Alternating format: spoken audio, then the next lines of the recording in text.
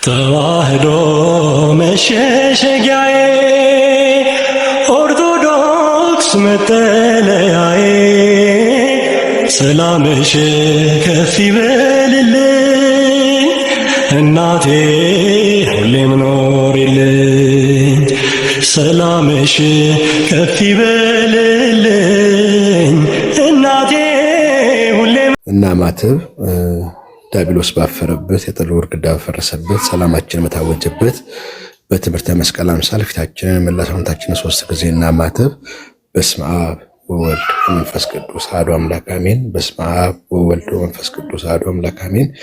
በስመ አብ ወወልድ ወመንፈስ ቅዱስ አሐዱ አምላክ አሜን። የቸርነት አምላክ ሆይ ባርከና አክብራ በርተና አጽንተ ለዚህ ሰዓት ለዚህ ቦታ ስላበቃን እናመሰግናለን። ምድርን ያለ ካስማ ሰማይን ለባላ የፈጠርክ ዝናብ ከለብሳብ ስለምትመግበን በእድሜያችን ላይ ጭንቅን የጨምርክልን የኃጢአታችንን መብዛት የበደላችንን መክፋት የእኛነታችንን አለማስተዋል ሳትመለከት በቸርነት የተመለከትከን የአባቶቻችን አምላክ ስም ይክበር ይመስገን። አቤቱ ሁለትም ሶስትም ሆናችሁ በተሰበሰባችሁበት መካከላችሁ እገኛለሁ ባልከው አምላካዊ ቃል መሰረት ሁለትም ሶስትም ከዛም በላይ ሆነ ሰብስበናልና አቤቱ የነቢያትን የሐዋርያትን የቅዱሳን አባቶቻችንን ጉባኤ ባርክ፣ የኛንም ጉባኤ ባርክልን። ሀገራችንን ቤተክርስቲያናችንን ጠብቅልን። በመከራ በጭንቅ ያሉ ወገኖቻችንን አስብልን። የሞቱትን ነፍሳቸውን ማርልን። የተወለዱትን አሳድግልን። የተጋቡትን አጣምርልን። በመከራ በጭንቅ በግፍ በእስራት በተለያየ መከራ ያሉ ወገኖቻችንን ሁሉ አስብልን። የቸርነቱን ስራ ስራልን። ፍጻሜያችንን አሳምርልን።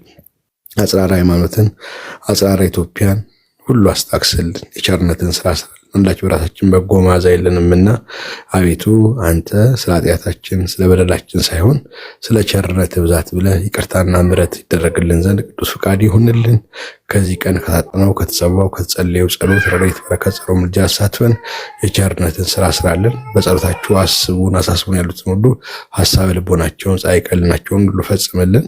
ፍጻሜያችንን ታሳምርልን ዘንድ በተሰባሰብነው መሰባሰብ ስለ ወገኖቻችን ስለ ሀገራችን ስለ ቤተክርስቲያናችን በጎ የምንወያይበት በጎ ሐሳብ የምንለዋወጥበት መልካም ጉባኤ ታደርግልን ዘንድ ቅዱስና ገናና የሆነ ልጅ እንዳስተማረን እንዲያለን ስምን እንጠራለን።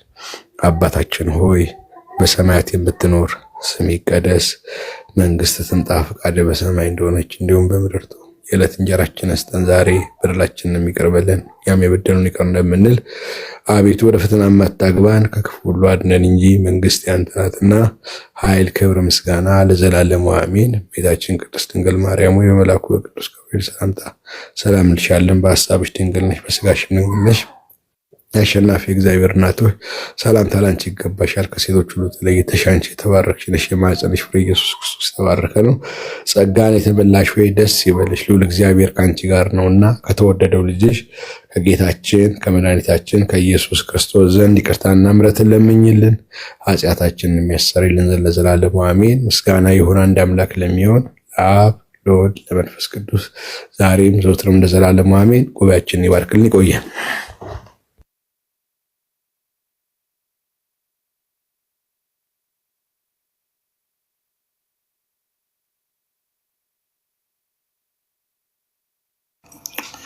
እናመሰግናለን መምህር፣ ከልብ እናመሰግናለን። እሺ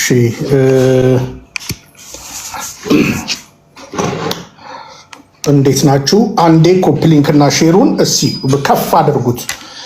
ምንድን ነው የሚፈልገው? ይሄ ሪስትሪክሽን እንዳይመጣ ባለ እውቀቶች እስቲ ምንድን ነው የሚፈልገው? ኮፒ ሊንክ ያድርጉ። ብንዬ ኮፒ ሊንክ ነው በብዛት የሚያስፈልገው።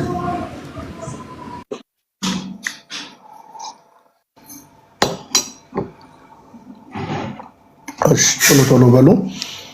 ጎል አታስቀምጥም አይደለ? አቺፍ ጎል የሚለውን ሰጥ አታስቀምጥም። ይሄ ቲክቶክ ያለውን ሰዎች እንዲሰጡ እሱም እንኳን አንዱትን ነው።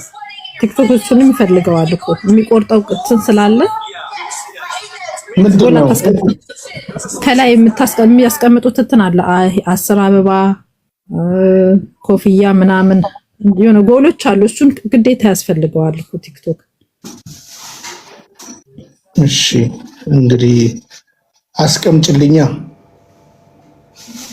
ምንዬ ሲስተም አንተ ነህ ግን ማስቀመጥ የምትችለው ያንተ አይደለ? ሆስቱ አንተ እኮ ነው ብዬ ማስቀመጥ የምትችለው ከላይ ላይ የለም። እስቲ አስልት ምን ነገርማ እሱ ግድ ነው። ችግር የለውም። በቃ አይደለም ሜምበርም በቃ አለ አይደል ሜምበር መሆን አለባቸው። ሜምበር ሁኑ ብለ እነሱ ናቸው። አረታ አንቺ ልጅ የሰንበት ትምህርት ቤት ሜምበር ይሁኑ፣ እዛው የሰራተኛ ህብረት ማህበረ ቅዱሳን ላይ የተለያዩ ማህበራት ላይ ሜምበር ይሁኑ። አይደለም የቤታችን እንትን እንዲል እኮ ነው። ይሄ ኮፒ ምንድነው ሪፖርቱ ምናምን ነገር የሚቀንስልን ከሱ ነው። ቲክቶክ የራሱ የሚያገኘው ጥቅም ከሌለ እኮ ለኛ ቦታ አይሰጠንም። እሺ በቃ ምክሯን ስሙ። እሺ እንግዲህ እግዚአብሔር ይመስገን የኔታ እንደተፈቱ ሰምተናል። ሌሎች የተፈቱ አባቶቻችን አሉ፣ መምህራኖች።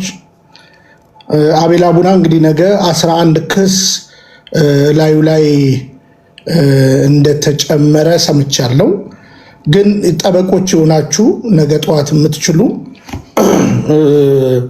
እባካችሁ አብራችኋቸው ብትቆሙ ደስ ይለናል። እንግዲህ ነገ እንግዲህ ካልፈቱት የሚሆነው እናያለን። እንግዲህ ሌሎች አባቶቻችንም ያላቸውን ቀጠሮች እየያዝን እንነጋገራለን። ምናልባት በኋላ እንመጣበታለን። ስለ ማን ነው ሃይመረ ስለሚባል ሰው አንዳንድ ሰዎች ሃይመረን ለምንትና እኔ በነገራችን ላይ መጋቢ ብሉኝ ምናምን እናንተ ተባባሉ።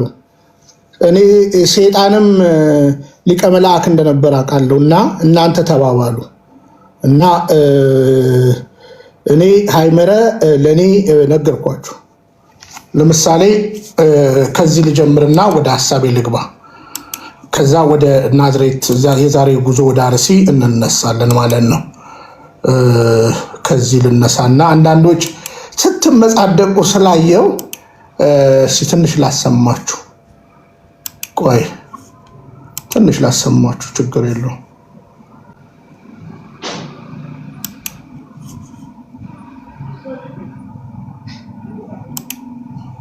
አይደለ መምህር ብናሰማ ጥሩ ነው። አንዳንድ ነገር አይደለ ተዋህዶ መሸሸጊያዬ ኦርቶዶክስ መጠለያዬ ሰላምሽ ከፍ ይበልልኝ እናቴ ሁሌም ኖሪልኝ ሰላምሽ ከፍ ይበልልኝ እናቴ ሁሌም። አሁን ቢኒያም ምን አይነት ሰው እንደሆነ ይታሰር፣ የሆነ የጠጣ ይዘሙት፣ የመልካም ሰው ይሁን ቸር ይሁን አማኝ ይሁን ምናምን አላውቀውም። እኔ ጭራሽ ማለት በሚዲያ አልፎ አልፎ ከምሰማው ውጪ ጭራሽ አላውቀውም። አብሮኝ አልተማረ፣ አብሮኝ አላስተማረ፣ አብሮኝ አልበላ፣ አብሮኝ አልጠጣ፣ እምነቱን ለእኔ ኮንፌስ አላረገልኝ፣ ወይ እኔ እምነቴን ኮንፌስ አላረኩለት፣ ወይ ስልጠና አልሰጠኝ፣ ወይ ስልጠና አልሰጠሁት፣ ወይ ጎረቤት ምንም የሚያገናኝ ነገር የለም። ለምን እንኳን ላስገባ ላይ አልፈልግም ማለት ነው። አንተ እኔ ቤት ልትገባ ፈልገህ ነው? ጨርሶ ልትገባ አትችልም ማለት ነው። ምንም የሚያገናኝን ነገር የለም። ምንም ማለት ነው። አንድ ነገር ልጠቅስ አትችልም ሊያገናኝን የሚችል አንድ አብረን ምንም አይነት ነገር የተጋራነው ነገር የለም። አንድ ነገር የሚያገናኝን ነገር የለም። አንተ የምትቃወመው መንግስትን ከሆነ እኔ አልቃወምም። አንተ ኃይል ታጥቀን ክላሽ ታጥቀን እንዋጋ የምትል ከሆነ እኔ አልደግፍም። ሲምፕል ኬስ ስለሆነ እሱ ስራ የኔ ስራ አይደለም። ከጀዋር ጋር ያገናኘኛል። ጀዋር እስላም አንገቱን እንቀላለን የሚል እስላም ጋር ምን አገናኘ? ከዛ ሳልፎ ፖለቲካ አይደል እሱ ምን አገናኘ? በፖለቲካ እውቀት ያለው ሰው ነው፣ ራሱን የቻለ ሰው ነው። እኔ ደንቆሮ ነኝ። ለፖለቲካ ምንም የማውቀው ነገር የለም። ወጥቼ ባርሲ ክርስቲያኖች ስም ልለምን ሳንቲም ላኩልኝ ብር ላኩልኝና ሂጄ ላድርስ ልበል? ልብስ ላኩልኝና ላድርስ ልበል? ምግብ እናዋጣ ልበል? ሰው እናደራጅ ልበል? ክላሽ እንተኩስ ልበል? አልልም፣ ልል አልችልም። ምክንያቱም ይሄን የሚመለከት ነገር አይደለም። ቤተክርስቲያኔን እውነትም እሱ እየጎዳት ነው ማለት ነው። እውነትም እሱ እያጠቃት ነው ማለት ነው። እውነትም እሱ ነው ማለት ነው ይሄን ሁሉ እያደረገ ያለ ብዬ እንደውም በንስሐ በጸጸት ወይኔ ያን ጊዜ ሁሉ አጥፍቻለሁ፣ ትክክል አልነበርኩም ብዬ ተጸጽቼ እመጣለሁ። አይምሮ እንዳለው ሰው ግን በፍጹም ዛሬ ላይ እዚያ ድረስ እዛ ሌብል ድረስ ተቆጥተህ ቅስቀሳ እንዳደርግ አትጠብቁ። አላደርግምና ማለት ነው። እሸሽ እችላለሁ። ሲገድሉብኝ ሊገድሉኝ እኔን ሲመጡ ምን እንደማደርግ አሁን አላውቅም። ልሸሽ እችላለሁ፣ ልሳደብ እችላለሁ፣ ላለቅስ እችላለሁ፣ አላውቅም። እኔን ቢሆን ቢገድሉኝ መምህር እንዳይኖረን፣ የቤተ ክርስቲያኑ አይን እንዳይኖር፣ ምዕመኑ እረኛ እንዳይኖረው። አረ ብርሃን ከቅድም ጀምሮ አቋርጠውኛልና ሐሳቤን ሳልሰጥ ነው እንትን ያሉን። እኛ አሁን እንደ ቤተክርስቲያን ኃላፊነት እንዳለው ሰው አስበን እንደገና ደግሞ በእውቀት ላይ በቤተክርስቲያን ትምህርት ላይ የተመሰረተ አስተያየት ለመስጠት ሙከራ እናድርግ። አይ አግሪ። አሁን ምንድነው እኔ ያው በሙያዬ ሊያውቁት እንደሚችሉ ታሪክ አጥንቻለሁ፣ ስለ መንግስት አጥንቻለሁ። እንደውም ከቤተክርስቲያን ትምህርት ይልቅ ወደዚህ ወደ ዓለማዊው ያጠናሁት ይበልጣልን እና የኔ ፖይንት ምን መሰሎት መምህር፣ በዚህ ፖይንት ላይ እውቀቱም የለኝም ትምህርትም አስተምሮም አይደለም ካሉ ሐሳብ ባይሰጡ እዛ ላይ ፐብሊክሊ ማለት ነው አለ መንግስት ምንድነው የሚል ራሱ ጥናት አለ፣ ፖለቲካል ሳይንስ አለ። ይሄ ሁሉ እንትን ማወቅ ያስፈልጋል ማለት ነው። መንግስትን መንግስት የሚያሰኘው ምንድነው የሚለው ራሱ የያዘ ጥናት ነው። ብርሃን አንድ ሐሳቤን ልጨርስ ከዛ በኋላ እሰጣለሁ። አሁን እሳቸውን ስለ ሶሻል ስተዲስ፣ ስለ ፖለቲክስ ስተዲስ ኤንድ ስለ ሎ ስተዲስ ልትሞግታቸው አትችልም፣ አልፈቅድልህም። ምክንያቱም አልፈልግም እኮ መሞገቴ እኮ አይደለም ብርሃን እየሰማሁ እኮ ዘ ሪኮግኒሽን ኦፍ ዘ ገቨርንመንት ብርሃን እኔ ስለ ሶሻል እና ፖለቲካል ሳይንስ ልሞግት አይደለም የገባሁት። አይደለም አንተ እሳቸውን በቤተ ክህነት ያደጉ ናቸው። እኔ ሶሻል አጥንቻለሁ እኔ ተሻልኩ ልትል አትችልም። የተሻልኩኝም አላልኩም ብርሃን፣ ያላልኩትን ነገር ነው ብርሃን እየሰማሁ። አሁን እሳቸው ቆይ እኔን አዳምጠኝ። እሳቸው ባሉበት በሚያዩት እና መምራይ መረሚት ላይ ነው ግን እየተደረገ ያለው ፌር አይደለም። እውነቱን ለመናገር በዘመናዊ ትምህርት ከሆነ ከኔ ጋር እንነጋገራ ብርሃን ከፈለጉ እኔና እርሶ ሌላ ጊዜ ስለ ታሪክ ቁጭ ብለን መነጋገር እንችላለን። ብርሃን በቤተ ክህነቷ ትምህርትም መምህር አይመረ ለወርድ እኔ ለወርድ ነው። ምክንያቱም ማውራት ፌር አይደለም። አይመረ ቢቀበል ይመስላል። አይ እኔ አሁን እኮ መምህር ይቀበሉኝ አይቀበሉኝ ላሳምኖት ቆይ መምህር የኔ ፖይንት እኮ ላሳምኖት እኮ አይደለም የገባሁት። አዳምጠኝ ወይ ክፉ ሰው ነው ወይ ሞኝ ሰው ነው ማለት ነው። እሺ አይምሮ ያለው ሰው መሆኑን አይመረ መርሳት የለብንም። ኢትዮጵያ ውስጥ የሚኖር የኢትዮጵያን መንግስት ስርዓት አክብሮ የሚኖር ሰው ነው። ገረና ባህር ዳር ሄጄ ከባህር ዳር እስከ ደጀን ድረስ በመኪና ተመላልሻለሁ። መንግስት ስላለ ስርዓት ስላለ ማለት ነው። አንተ አይንቀሳቀሱም ብለህ ብትሰብከኝ እኔ አላምንም። ምክንያቱም እንቀሳቀሳለሁ እኔ ክፍለ ሀገር ክፍለ ሀገር ወጥቼ እሄዳለሁ። መምህር አይመረ እኔ እርሶን መንግስት አለ የለም የሚል ድቤት ውስጥ ለመግባት አይደለም የገባሁት። ሐሳቤን ይስሙኛ። አንተ እንደዛ ከሆነ ዳዊት አታውራይ። እኔ እኮ ቆይ ሐሳቤን ይስሙኝ መምህር። እኔ ሐሳቤ መንግስት አለ የለም የሚል ድቤት ልገባ አይደለም። እንትኔ ስለ ፖለቲካል ሳይንስም ስለ የኔ አቋም ከተጠቀመህ ቆይ ይስሙኝ መምህር ቢሰሙኝ የዚህ ፖለቲካል ሳይንስ ከኔ ጋር ነው የምታወራው፣ ከእሳቸው ጋር አይደለም።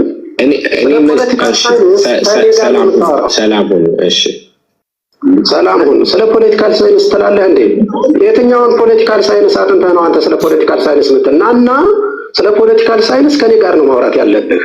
እሳቸው በሲኖዶስ ደረጃ ላይ ካሉ አይን ቤተክርስቲያን ላይ ቁጭ ብለው የፈለጋችሁን ብትጮሁ ኢትዮጵያ ውስጥ መንግስት አለ እንዳለ አምናለሁ አውቃለሁ።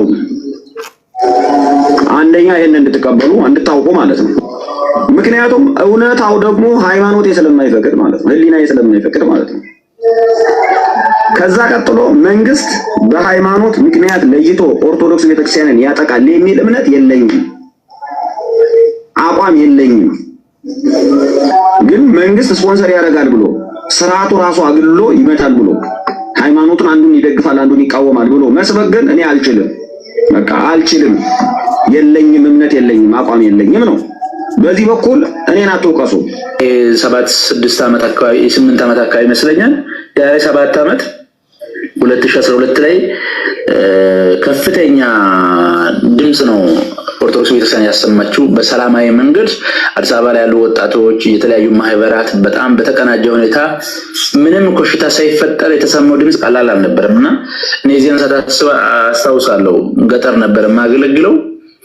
ገጠር ላይ በጣም እስከ ጫፍ ድረስ ሰፊ መሬቶችን የወሰድንበት ካርታ ያስመለስንበት ሰላም ያረጋገጥንበት ቤተክርስቲያኗን ህጋዊነትን ብዙ ቦታዎች ላይ ያረጋገጥንበት ወቅት ያ ነበር የተጠቀመው።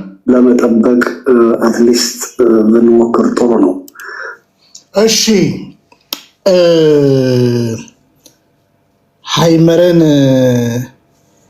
መምህር ምናምን ብለኔ ቤት የምታወራ ካለ ቀድሞም ባታወራ ጥሩ ነው። ሃይመረን ከማናችሁም በላይ ነው ያውቃሉ።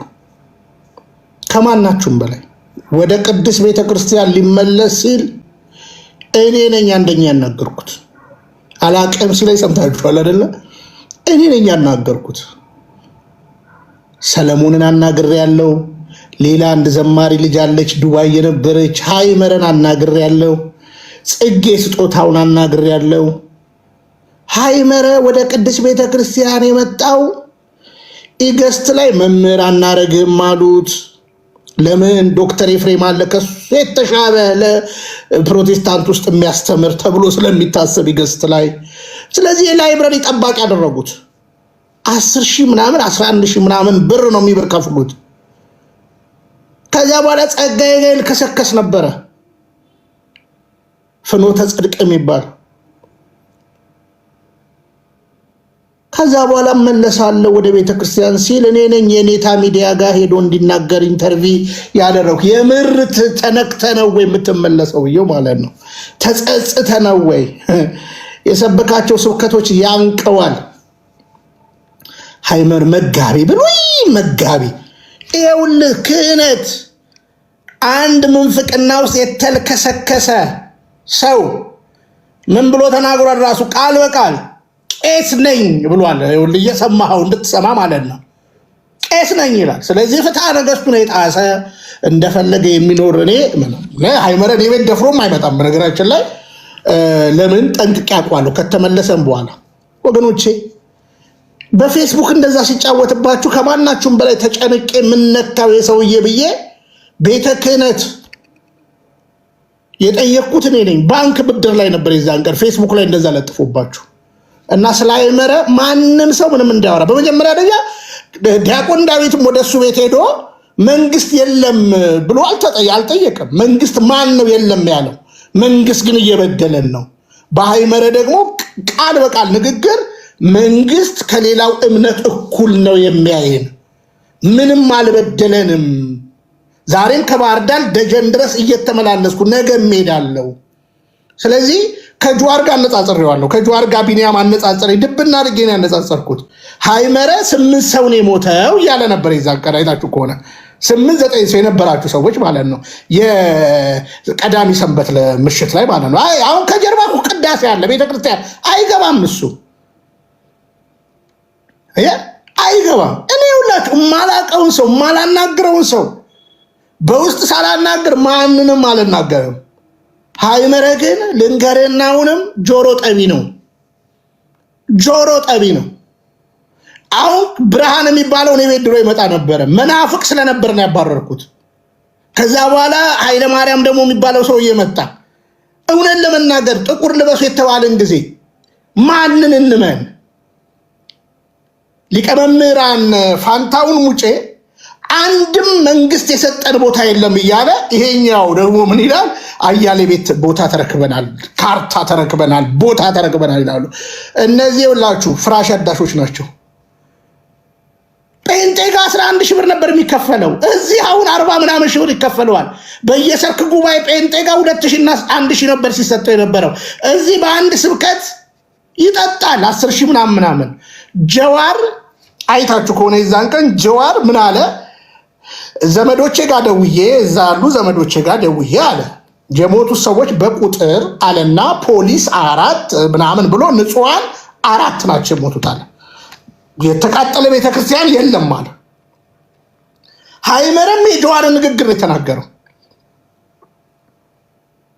እኛ ደግሞ አይታችሁ ከሆነ ላይቭ ላይ ነበርን የዛን ቀን መሰረት ሚዲያ ኢሜል ሲያደርግልኝ ኢሜልን ስከፍት ድምፅ አሰምቶኝ ቀጥታ 2 ቤተክርስቲያን ተቃጥለዋል 234 የግለሰብ ቤቶች ተቃጥለዋል 37 ሰዎች ሞተዋል ተፈናቅለው የወጡ 91 ሰዎች ናቸው አስቀመጠ እዚሁ ጋር ተነጋገረ ከማዘን በቀር ምንም ነገር ስለሌለ ልቤ ተሰብሮ አዝኜ ወዲያውኑ በቃ ቋንቋርጬ ወጣሁ ከማልቀስ በቀር ምንም ነገር መፍትሄም ስለሌለኝ ማለት ነው ሃይመረ ግን ልክ እንደ ጀዋር ምንድን ነበር ሲል የነበረው ይሄን ያለው እንዲህ ነው እኔ መንግስትን ነው ማምነው እናንተን አላምናችሁ ምናምን ብሎ ይቀልድብን ጀመረ እዚህ ያሉ እህቶቼ መጮ ጀመሩ ኧረ ተው መምህር ኧረ ተው ብለው ለመኑ በቃ አቋም ሂድ ግባ እንደ ዳንኤል ክብረት አንተ ለነገሩ ለፖለቲካው ማትሆንም ጆጥ ስለሚያደርግ ከዛ በተረፈ ይሄ ሊቅ ምናምን እኔ ነገር አሪዮስ ንስጥሮስ ብለህ እወቅ ማን እንደነበሩ ሃይመረን ጠንቅቄ ነው የማውቀው ደግሞ አቶ ሃይመረ ነው የምለው ለምን ክህነቱ ስለፈረሰ መምህርነቱን እኔ አላምንበትም በቃ አላምንበትም በእኔ በታረዱ እናቶቼ አባቶቼ እህቶቼ ወንድሞቼ ላይ ምንም ጉዳት አልደረሰም ብሎ በቁስላችን ላይ እሾክ በቁስላችን ላይ እንጨት በቁስላችን ላይ ሚጥሚጣ ጨው የሚነሰንስ ሃይመረ ይባላል እንደዚህ የምታገስበት ነገር የለም ሃይመረ ዛሬም ጎጃም ላይ የሚያደርገውን ወደፊት ገልጠዋለሁ ትግራይ ላይ ያደረገውን ጠንቅቄ አውቃለሁ አሁንም የፍራሽ አዳሽ ክለብ እንደሆነ አውቃለሁ አይታችሁታል ብርሃን የሚባለው እርሶ የአይናችን ኖት ምናምን እኔ የሃይመረ አይን አይታየኝም ሃይመረ አይን አይደለም ሃይመረ ምናምን ተኮፍሶ ምናምን ተውሱን የቤተክርስቲያን ጥንቅቅ ትምህርት የተማረ ሰው መናፍቅ አዳራሽ አይገኝም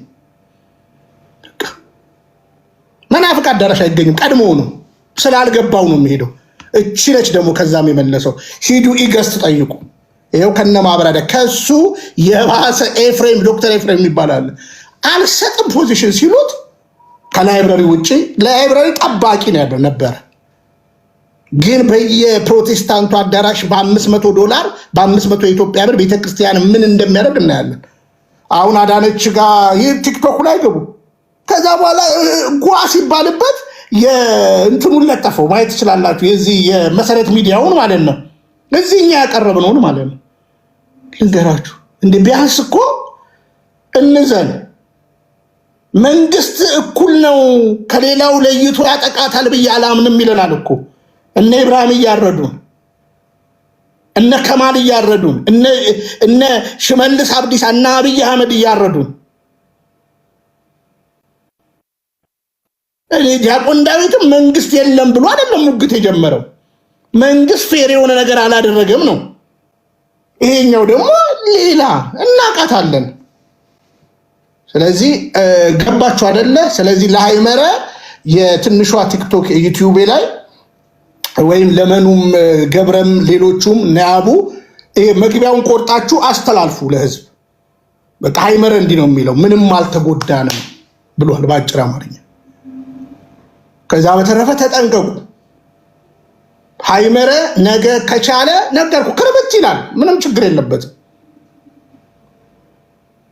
ለመከረባበት ችግር የለበትም ማፊያ ነው ያልኩት ደግሞ ማፊያ ነው ማፊያ ስለሆነ ነው እኛ እዚህ ፌስቡክ ላይ ለጥፎ ነፍሳችን ተጨንቋል ይሄ ሰው አንድ ነገር እንዳይሆን ብዬ ይሄው ኃያሉ እግዚአብሔር ፍቶኝ ነው የምነግራችሁ ከዛ በኋላ ደወልኩኝ እዛ የሚሰራበት ባንክ ቤት ነው አሉኝ አይገርማችሁም የባንክ ብድር ሲስተም እያመቻቸ ነው ያው አሁን ቤተክርስቲያን እድል ሰጥቶ ባንክ ቤትና መኪና ምናምን በብድር ባንክ ህዝቡ ግን እዚህ እንደ የባንክ ጎደለኝ ካልክ ይሰብሰብልህ።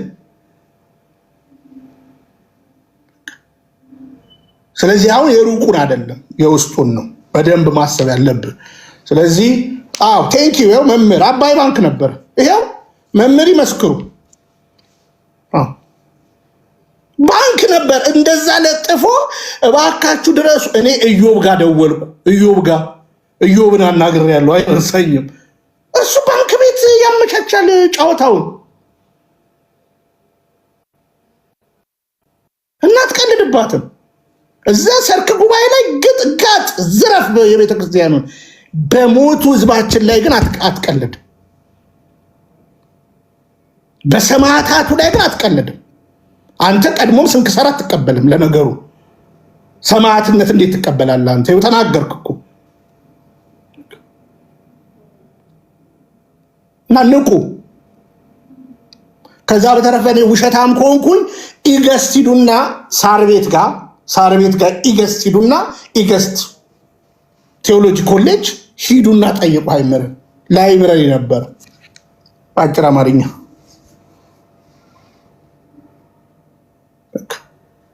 እኔ ሁላችሁ ይሄው ኃያሉ እግዚአብሔር ፍቶኝ ልናገር እቺ ቲክታክ ላይ ገና እንደመጣ ቅዳሴ እያለ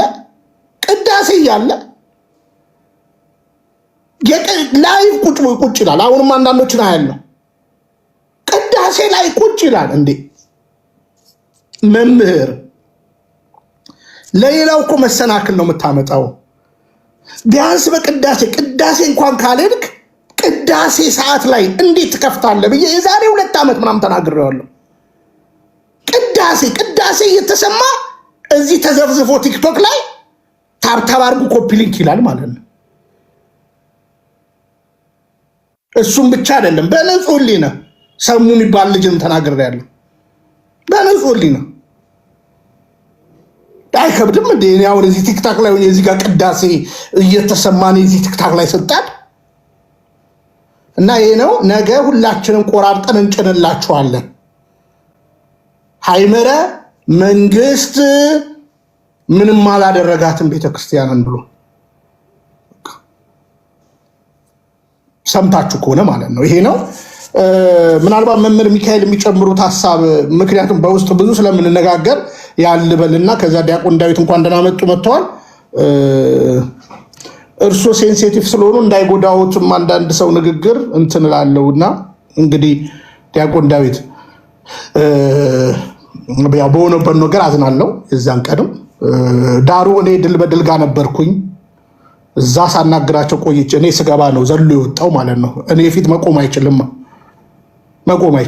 ለምን በቃ ማንም አሁን የዛን ቀን እኔ ድል በድል ቤት ስናገር ማንም የማያውቀው እኛ ለመኑ አለሽ አይደለ? ከአርብ ጀምረን ነው የምንለምናቸው። እነዚህ ደግሞ እንዳልተኛበትም ግባ ኧረ ሃይመረ የሆነ ነገር እያለ ነው ይሉኛል። ሰርክ ከዛ በሌላ ያዋለሁ ይለምኑታል ሴቶቹ ተወረ መምህር እንዳይበሉን። አሁን ሰው ትናንትና የጀመረ ወይም ዘማርያም ጋር ሐሳብ ከተነ ከዛ በፊት ነው የተጀመረው። ጥዩፍ ቃል ነበር የሚናገረው። ቢያንስ እንኳን ቀብራችንን እንኳን አስክሬን ምናምን ታውቃላችሁ። ከትላንትና በስቲያ የ70 ዓመት ሰውዬ እኮ ነው ተከታትፎ ጭንቅላታቸው ከዚህ እጃቸው ከዚህ እግራቸው ከዚህ ምናምን። ይኸው ዛሬ እኮ ይኸው ስሙ አባቶቻቸው ወደ ቦታው መሄድ አልቻሉ። ተመለሱ አለ መንግስት። በቃ ሪስኩን አልገባም ተመለሱ አለ።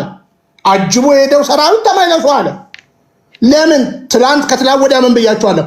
2000 ሰራዊቶች አሉ እዛ የሰለጠኑ የታጠቁ 2000 ድሮኑ እዛ ጋር አይሰራም። ስለዚህ ተመለሱ፣ እኔ ሪስኩን አልወስድም አለ መንግስት። ስለዚህ ያላቸው አማራጭ ምና መመለስ።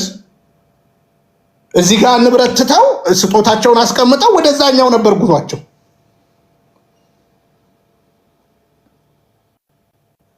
ወደዛኛው ሲሄዱ መንገድ ላይ ነው እንግዲህ ያ ቶክስ የተፈጠረው። ስለዚህ ተመለሱ።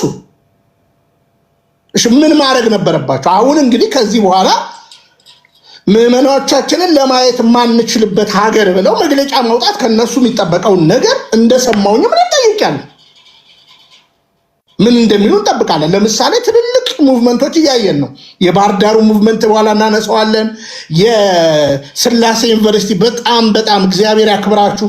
አንድ ነገር ብቻ የስላሴ ተማሪዎች ስለምሰሙኝ አንድ ነገር ብትጨምሩልን ደስ ይለን ነበረ።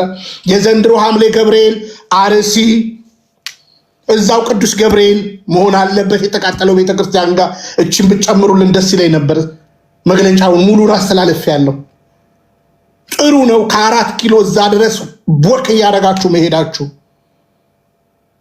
ቤተ ክህነትን በሩ ከፍቶ ተቀብሎ አቤቱታችሁን ጩኸታችሁን መቀበሉ በጣም ደስ ብሎኛል። ስለዚህ አሁን ሌሎች ደብሮችም እንደዚህ አይነት ኢንቮልቭመንት ማሳየት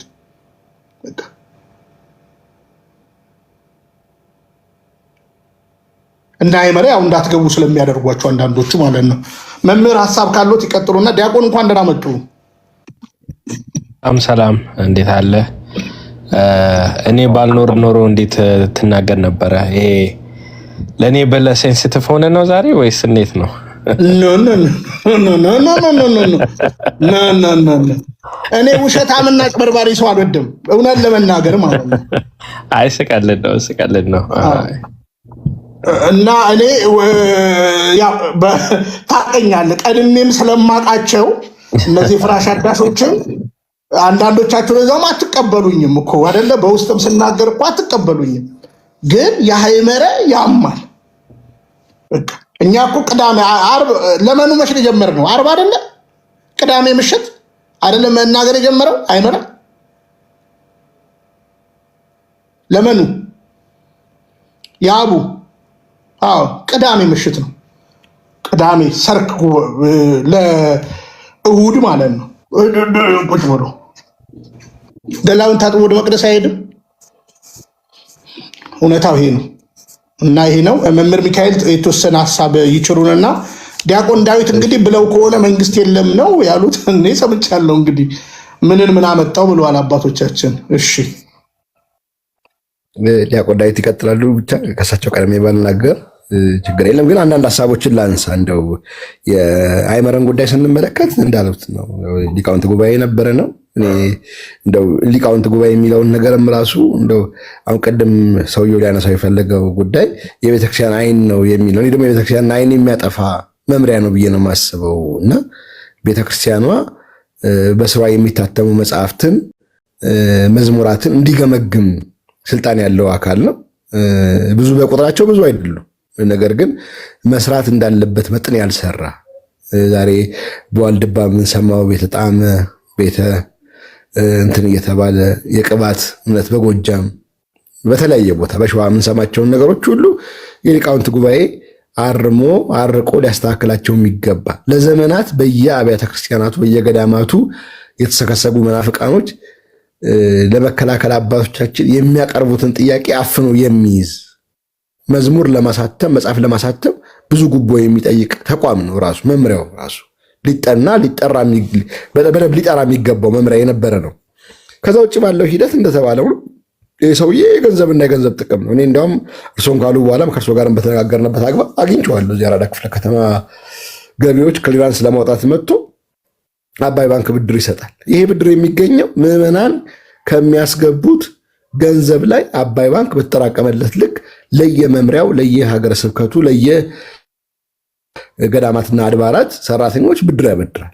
ስለዚህ እነሱ ጥቅማቸውን ከቤተክርስቲያን ያገኛሉ። ቅድም እንደተናገሩት ነው። ደሞዛቸው 30-40 ሺህ ብር ያገኛሉ።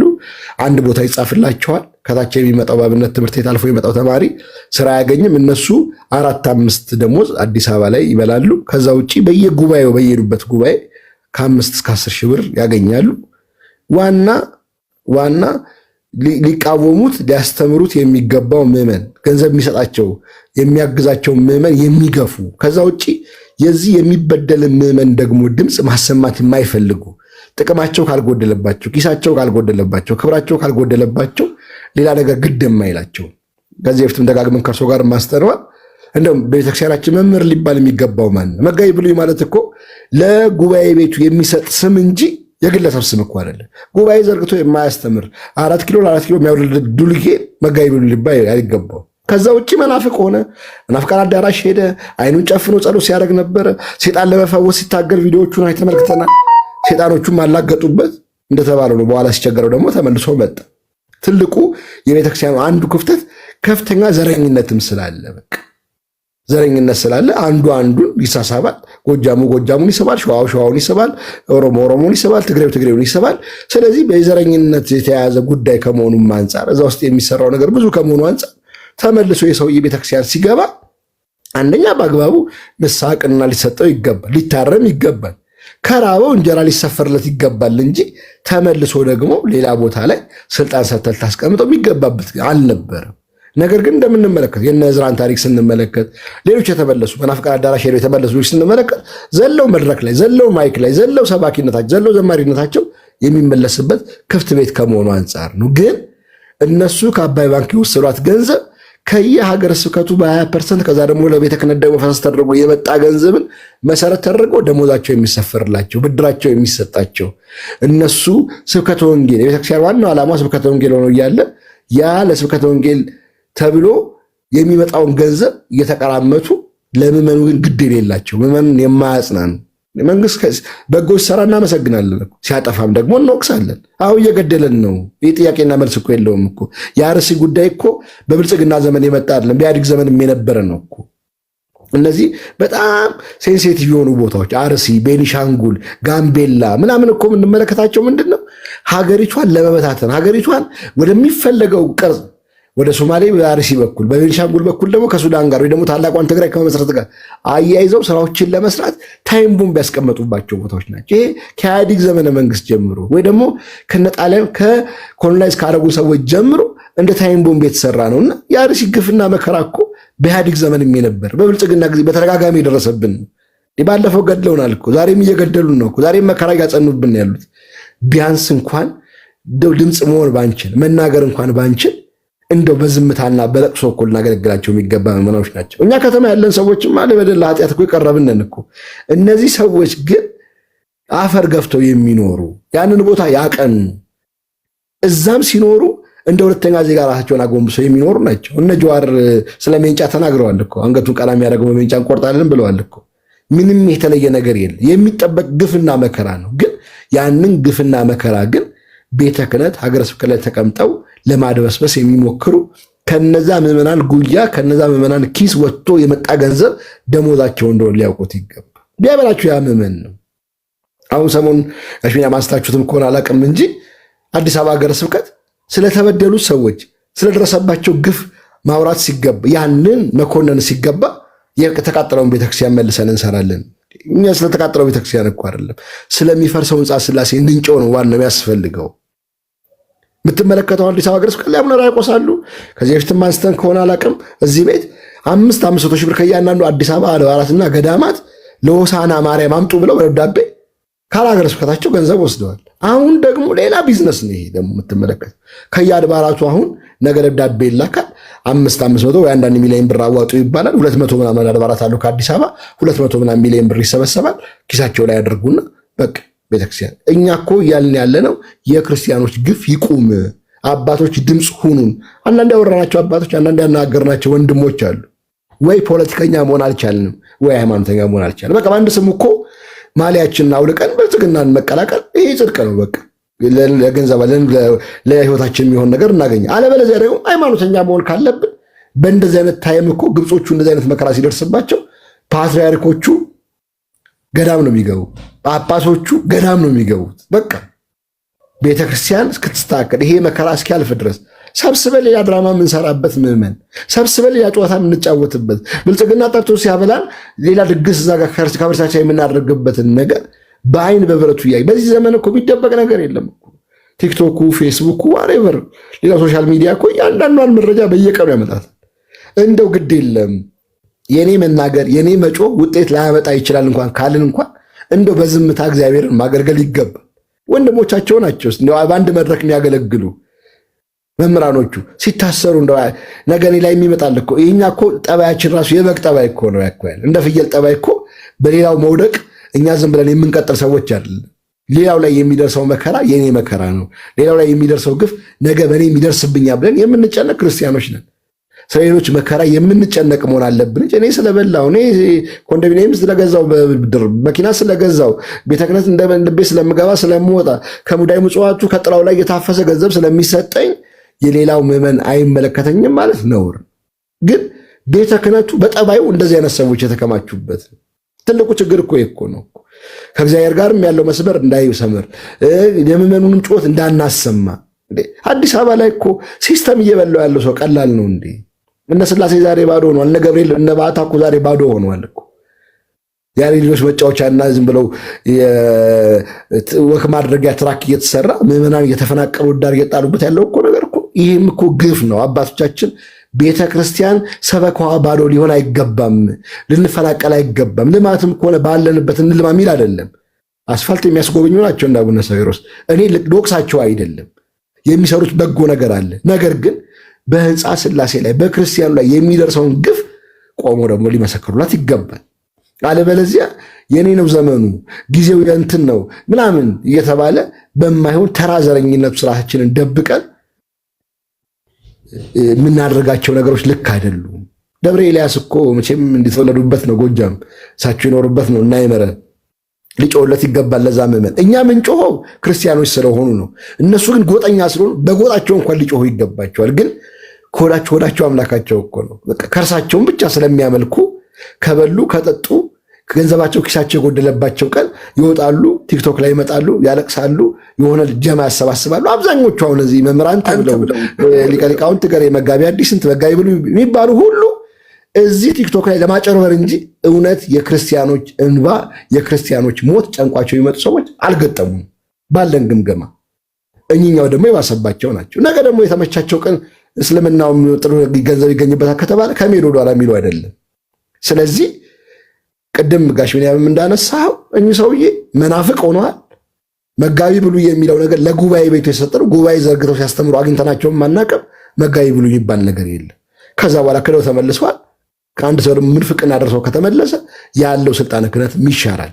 ስለዚህ አቶ አይመረ ከዚህ በኋላ ቤተ ክርስቲያኗን ሊያንጓጥጡ አይገባም። ለምዕመናን ድምፅ እንኳን መሆን ባይችሉ፣ ነገር ግን እሳቸው ሕይወታቸውን ንጹሕ ነኝ ባሉበት ልክ እኛ ደግሞ ኃጢአታቸውና ክፋታቸውን እንገልጣለን። አካሄዳቸው ልክ አይደለም። ሰውን ማደንዘዝ፣ የማይመስል ነገር ማውራት፣ ከዛ ውጭ ራስን እንደ ሊቅ እንደ ቤተ ክህነቱ ዋና አይን እንደ አራት አይናዎቹ የት ይናገሩ? እነሱ እኮ አባቶቻችን እኮ የጮህ እኮ ነው እኮ እነ መጋቢ እነዚህ እና አባ ገብረ ኪዳን እኮ ያይጮህ በየቦታው ያሉት ትልልቆቹ አባቶች እኮ እየተናገሩ ነው ያሉት። ምህል ላይ ያደረጉ አንዳንድ አባቶች በአዲስ አበባ ደፍረው። ስለዚህ መከራው ለሁላችንም መካፈል ካለበት መከራውን ለመጋፈጥ እንሞክራለን። አለበለዚያ ደግሞ አይ መከራውን እፈራለሁ፣ ልጆች አሉኝ፣ ትዳር አለኝ፣ ህይወት አለኝ የምንል ከሆነ የምንሰቀቀው ደግሞ ከሆነ ዝም ማለት እንጂ መጥቶ ምዕመኑ ማደንዘዝ የማይገባ ነገር መናገር አይገባም። ደግሞ አንዳንዴ የሚመሰከር ህይወት የሌለው ሰው በአደባባይ መጥቶ ሊናገርም አይገባም። ስለዚህ የምንመለከታቸው ናቸው የአቡነ ሩፋኤል አይነት ጠባይ ያላቸው በቃ ገንዘብ ካገኙ ከተመቻቸው እንደፈለጉ የሚዘሉ። ከዛ ውጭ እኛም ቤተክርስቲያናችንን ልንከላከል ይገባል። ሰው ከምንፍቅና ሲመለስ ተው በቃ አንተ ምዕመን ሆነ ልቀጥል ይገባል ማለት ሲገባል መድረክ እንሰጣለን። ገሌ ዘማሪ ነው በእነ ዕዝራ ተመልክተናል እኮ፣ በእነ አይምረ ተመልክተናል እኮ፣ በሌሎቹም ተመልክተናል እኮ። በቃ ከተመለሰ ግድ የለም ምዕመን ሆኖ መቀጠል ይችላል። ከዛ ውጭ ግን የቤተክርስቲያን መድረክ ዝም ብሎ ማንም እየወጣ የሚዘልበት ሊሆን አይገባምና መታረም አለበት። አዲስ አበባ ላይ ችግሩ ምንድን ነው? ጎጠኞች ስለሆኑ ዘረኝነቱ ስላለ የእሳቸው ዘር የሆኑት በየመድረኩ እየጠሩ የሆነ ገንዘብ እንዲጠቀሙ ከሆነ ነገር እንዲሰጣቸው አበል እንዲደረግላቸው የሚደረግ ጨዋታ እንጂ እውነት ክርስትና ከሆነ እንደዚህ አይነት አባቶች ቁጭ ብለው በንስሐ በአንድ ገዳም ሊማሩ ሊሰቀቁ ንስሐ ሊሰጣቸው በቅኖና ሊቀመጡ የሚገባቸው ሰዎች ሆነው ሳለ ነገር ግን የምትመለከታቸው ከኛ በላይ አዋቂ ደንጋቂ የለም ነው። ሊቃውንት ጉባኤም ቢሆን ለምዕመኑ እየሳሳን ነው እንጂ ቤተክርስቲያን የምትገፋበት የቤተክርስቲያን መናፍቃኖች የማይወገዙበት ትምህርቷን የማይንጠረጠርበት በስንት ልመና ነው የዋልድባ መጽሐፍ፣ በስንት ልመና ነው የመጥምቀ መለኮት ቅዱስ ዮሐንስ ገድል እንዲታረም እንኳን ስንት መታረም የሚገባው መጽሐፍ፣ ስንት መሰራት የሚገባው ነገር አለ። እሳቸው ግን በየፊሶክ እየመጡ ገንዘብ መሰብሰብ፣ ቲፎዞ መሰብሰብ፣ የሆነ ጥቅማ ጥቅም መሰብሰብ፣ ይሄን ደግሞ ምንም ሌሎቹም ፖለቲከኞቹም የሚሰሩት ጉዳይ ከመሆኑ አንጻር የታወቀ ነው። ከላይ መድረኩ ላይ የመጡት ሰዎች እኛ ጅማ ነበርን፣ እኛ የናብይ ጉዳጅ ነበርን፣ እኛ እንደዚህ ነን የሚሉ እነ ታጋይን እኮ የምናውቃቸው ናቸው እኮ መጽሐፍ ከፍለው የሚያጽፉ የነበሩ ናቸው እኮ ስላሴ ኮሌጅ ነው በነበርኩበት ጊዜ ማውቃቸው። ግን ዛሬ ጊዜ ተመቸን፣ ጊዜው የኛ ነው፣ የምናውቃቸው ሰዎች ናቸው መንግስት ቤተ መንግስት ያሉት። ስለዚህ ቁጭ በሉና እናንተ ደግሞ በሃይማኖት ጉባኤ ምናምን ተጠቃቀሙ ነው። ከዚህ በፊት የወጣውን ሪፖርት የምናውቀው ነው። ቦታው ላይ ሳይሄዱ የማይሆን ሪፖርት አመጥተው ፋኖ በሌለበት ሀገር ፋኖ ነው ያደረገው ብሎ ሪፖርት ያመጡ ሰዎች ናቸው። ዛሬ ደግሞ ነገር እንዳትናገሩ ይባላል። እነ ፈዲላ ይመጣሉ፣ እንደ ዳንኤል ክብረት መጥተው እኛን ያደነዝዛሉ። ስለዚህ መንግስት የሚወጋን መንግስት የሚያቆስለን ይበቃል። አይመረን ብደከመን በቃ ግድ የለም ታወን። እስኪ ቢያንስ የኛን እንጀራ እየተቆረሰልህ ትበላለህ።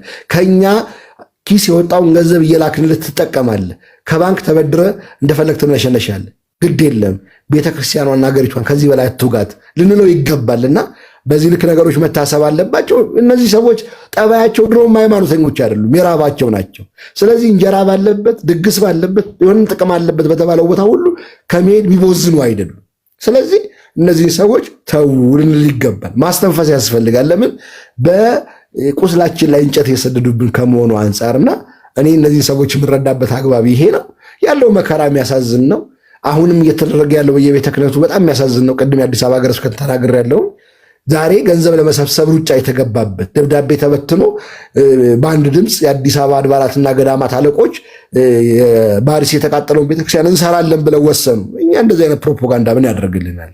እኛ የሞቱት ወንድሞቻችንን ፍታት እንዲፈታላቸው፣ ጸሎት እንዲደረግላቸው፣ መከራው እንዲቆም መትጋት አለብን። ከግብፅ አብያተ ክርስቲያናት ብዙ ልንማር ቢገባን ነገር አለ። መከራው ምን እስኪያደርገን ነው የምንጠብቀው? ይኸው በቃ በጣሊያን ዘመን እኮ መንበር እኮ አልተሰደደም እኮ። በጣሊያን ዘመን እኮ ታቦት ተይዞ እኮ አልተሰደደም እኮ። እዛው ተቃጥሎ ሊሆን ይችላል።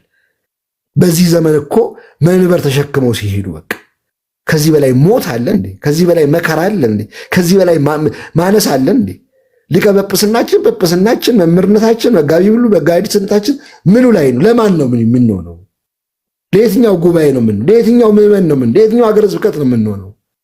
ስለዚህ እነዚህ ነገሮች ሊታረሙ ይገባል። በእኛ ስላልደረሰብን፣ በእኛ ስላልመጣብን፣ እኛ ስላልጎደለብን፣ እኛ ስላራበን ሳይሆን የወንድሞቻችን መቁሰል የወንድሞቻችን እንትን መሆን አባላተ ክርስቶስ ነን ብለን የክርስቶስ አካሎች ነን ብለን እስካሰብን ድረስ የአንዱ አካል መድማት የአንዱ አካል መጎዳት የኔም መጎዳት ነው ብለን ነገሮችን ልናስብ ይገባል። ማልቀስ፣ ማዘን፣ መተጋገዝ ይጠበቅብናል እንጂ በቃ ሙስሊሞቹ እንደሚሉት ሄዳችሁ ደግሞ ለምዕመኑ ንገሯቸው እንድንፈራ ፊር ውስጥ መጨነቅ ውስጥ እንድንገባ። ለምንድን ነው የምንጨነቀው? በቃ መከራው መጥቶብናል። መከራውን እንቋቋማለን፣ ወንድሞቻችን እንረዳለን። መከራውን ደግሞ ልናልፍበት የሚገባን ነገር እንወያያለን፣ ትልም እናስቀምጣለን። አለበለዚያ ሞትም አይመጣል። መቼም ሞት እኮ ብንፈልገው እኮ ነው እኮ ግን ስላልተዘጋጀን አንዳንዴ ደግሞ የማይገባ መስዋዕትነት የማይገባ ሰማዕትነት ቤተክርስቲያንን ስለሚጎዳት በማይገባ ሰማዕትነት አንጠመድም ነው እንጂ ልናነቃ፣ ልንወያይ፣ ልንማማር ይገባልና በዚህ ልክ ነገሮችን ማየት ያስፈልጋል። አሁን ትልቁ እየጎዳንም እያጠቃንም ያለው አካል ሀገረ ስብከቱ፣ ቤተ ክህነቱ ሁሉ ጭምር ነው። ነገር ግን ይሄ የአንድ ጊዜ ስራ አይደለም፣ ለረጅም ጊዜ ሲሰራብን የመጣ ነገር ነው። ካድሬው፣ አስመሳዩ፣ አቃጣሪው፣ ሲያየው፣ ሰላዩ ምኑ የተሰገሰገባት ቤተክርስቲያን ሆነች እኮ። በኢህአዴግ ዘመን በእያንዳንዱ አድባራት በየአዲስ አብባ እኮ ጸሐፊ ተብሎ የሚመደበው እኮ 1:5 በጽዳት 1:5 በሆነ ነገር ያጣውን ደግሞ በደብር ደረጃ ስሜቱ ምንድን ነው የቢንያም ስሜቱ ምንድን ነው የዳዊት ስሜቱ ምንድን ነው የሚካኤል የሚለውን ነገር እንዲያጠራ እኮ ነው። ዛሬም ትልቁ ቤተክርስቲያን መዘወሪያ ሀገሪቷን መዘወሪያ አድርገው መንግስት የተጠቀመበት ያለው የደህንነት ተቋሙን የደህንነት መዋቅሩን ከመሆኑ አንጻር ቤተ ክርስቲያን ያለችበትን ዘመን ፍንትዋ አድርገን አጉልተን ማሳየት ይገባል የሚለውን ሀሳብ ለመጨመር ነው። ይቆየኝ። እግዚአብሔር ይስጥልኝ ጋሽ ቢንያም። ቃልዮት ያሰማልን መምህር። እንግዲህ ሁላችሁም እንድትገነዘቡ የምንፈልገው ከመሬት ተነስተን የምንናገረው ነገር የለም። እውነትን እውነት ብለን ግን እንነጋገራለን። አይ መብት ነው መመለስ ይችላል የምትሉትም ነገር ካለ ጥሩ፣ ግን ለእኔ ተውት። እኔ አሁን መጋቢ ብሉይ ሃይመረ ምናምን የምትሉት ቄስ ነኝ እኮ እያላችሁ ነው። እንደፈለገ ሆኖ ይቻላል ወይ? ፍትሐ ነገሥቱ ሲጣስ ማለት ነው። በድፍረት ነው፣ በድምፅ ነው ያሰማኋችሁ። በቪዲዮም ከፈለጋችሁ በቪዲዮም ማሳያችኋለሁ በኋላ ማለት ነው። እና እውነታው ይሄ ነው። ምናልባት ከዲያቆን ዳዊት የተወሰነ ሀሳብ ከሰማን በኋላ ቀጥታ የአርሲውን ጉዳይ እናነሳለን። ታርጋ 56 ሺህ ብር እንደገባ የሰማችሁ ሰዎች አላችሁ። ታርጋ የአዲስ አበባ ትራንስፖርት መብራት ኢንጂነር ቤት ስልጣኑን ተው የለችም አልመጣችም። እሺ በኋላ እሷንም እንደገና ደውዬ እጠራለሁ። ከዚህ በፊት ስንናገር ነበረ ይህን ጉዳይና በየጣሪያችሁ ላይ መብራት እንትን ሶላር መቅጠም አለባችሁ የሚልም አስገዳጅ ነገር መጥቷል። በአዲስ አበባ በደንብ ነው የሚነገራችሁ። መረጃ እናሳያለን። ከ56 ሺህ ብር ለሞተር ባይስክል 4,000 ምናምን ብር በሊስት እናሳያቸዋለን ማለት ነው እና መሮ እንድትወጣ ማለት ነው እና ይኸውላችሁ አሁን አንዳንዶቹ ለአዲስ መኪና ነው ምናምን የሚሉ ሰዎች አሉ። 4 ሚሊዮን ነው የተዘጋጀው። ቀጥታ ከራሱ ላይ እንሰማለን ማለት ነው። እሺ ገብቶኛል፣ አይቼሻለሁ። እሺ እና እንነጋገራለን በመረጃና በማስረጃ። ምናልባት ዲያቆን ዳዊት ሀሳብ ይችሩና ከዛ በኋላ ወደሚቀጥሉት ወንድሞች ሄደን ወደ ጉዳያችን እንገባለን። ባይ ዘ ወይ አሁን ላይቭ ላይ ናቸው። መጋቢ አይመረ ወንጌል እንማር የሚል ርዕስ ነው አርሴ የሚለው። ለጊዜው እንግዲህ ትተውታል መሰለኝ እና ብዙ እያስገባ ስላልሆነ ወደ ሌላው እንትን ሄደዋል። ለማንኛውም እኔ እንደምታውቀው በፐርሰናል እኔ አልሄድም፣ የኔ አቋም ስለሆነ ማለት ነው። ጀስት ማይ ፐርሰናል እንትን እሱ ስለሆነ ነው። ግን ባለፈው መጋቢ በጣም በጣም በጣም ጥፋት ያጠፉት ነው ምንድን ነው? አሁን እንግዲህ የፐብሊክ ሰው ሆነው አስተማሪ ነኝ ብለው መምህር ነኝ ብለው ሀሳብ ሰጡ ማለት ነው። አርሲ ላይ የሆነ እንግዲህ ስለ ሀገር፣ ስለ መንግስት ስላለው ጉዳይ ሀሳብ ሰጡ ማለት ነው። አንዴ መምህር የሆነ ሰው ፐብሊክ የሆነ ሰው ከተናገረ በኋላ ለዛ ለሚናገርበት ነገር ተጠያቂ መሆን አለበት፣ ኃላፊነት መውሰድ አለበት ማለት ነው። ግን ምንድነው የሆነው? አልመልስም እንትን አልልም፣ አቋሜ ነው የፈለጋችሁትን እንደ ወደ ስድብም እኮ ተቀየረ መጨረሻ ላይ። እኔ በጣም ነው ደነገጥኩት እና ወደ ስድብም ተቀይሮ በቃ የራስ ጉዳይ አንተ አሜሪካ ሆነ እንደዚህ በጣም ፐርሰናል የሆነ ተሞከረና ምንድነው ቅድም መምህር እንዳሉት ወይ አላቅም ይሄ እኔ እኮ ሙያዬ አይደለም ሊሉ ይሞከሩ። ካላወቁ ታዲያ ዝም በሉ ነው።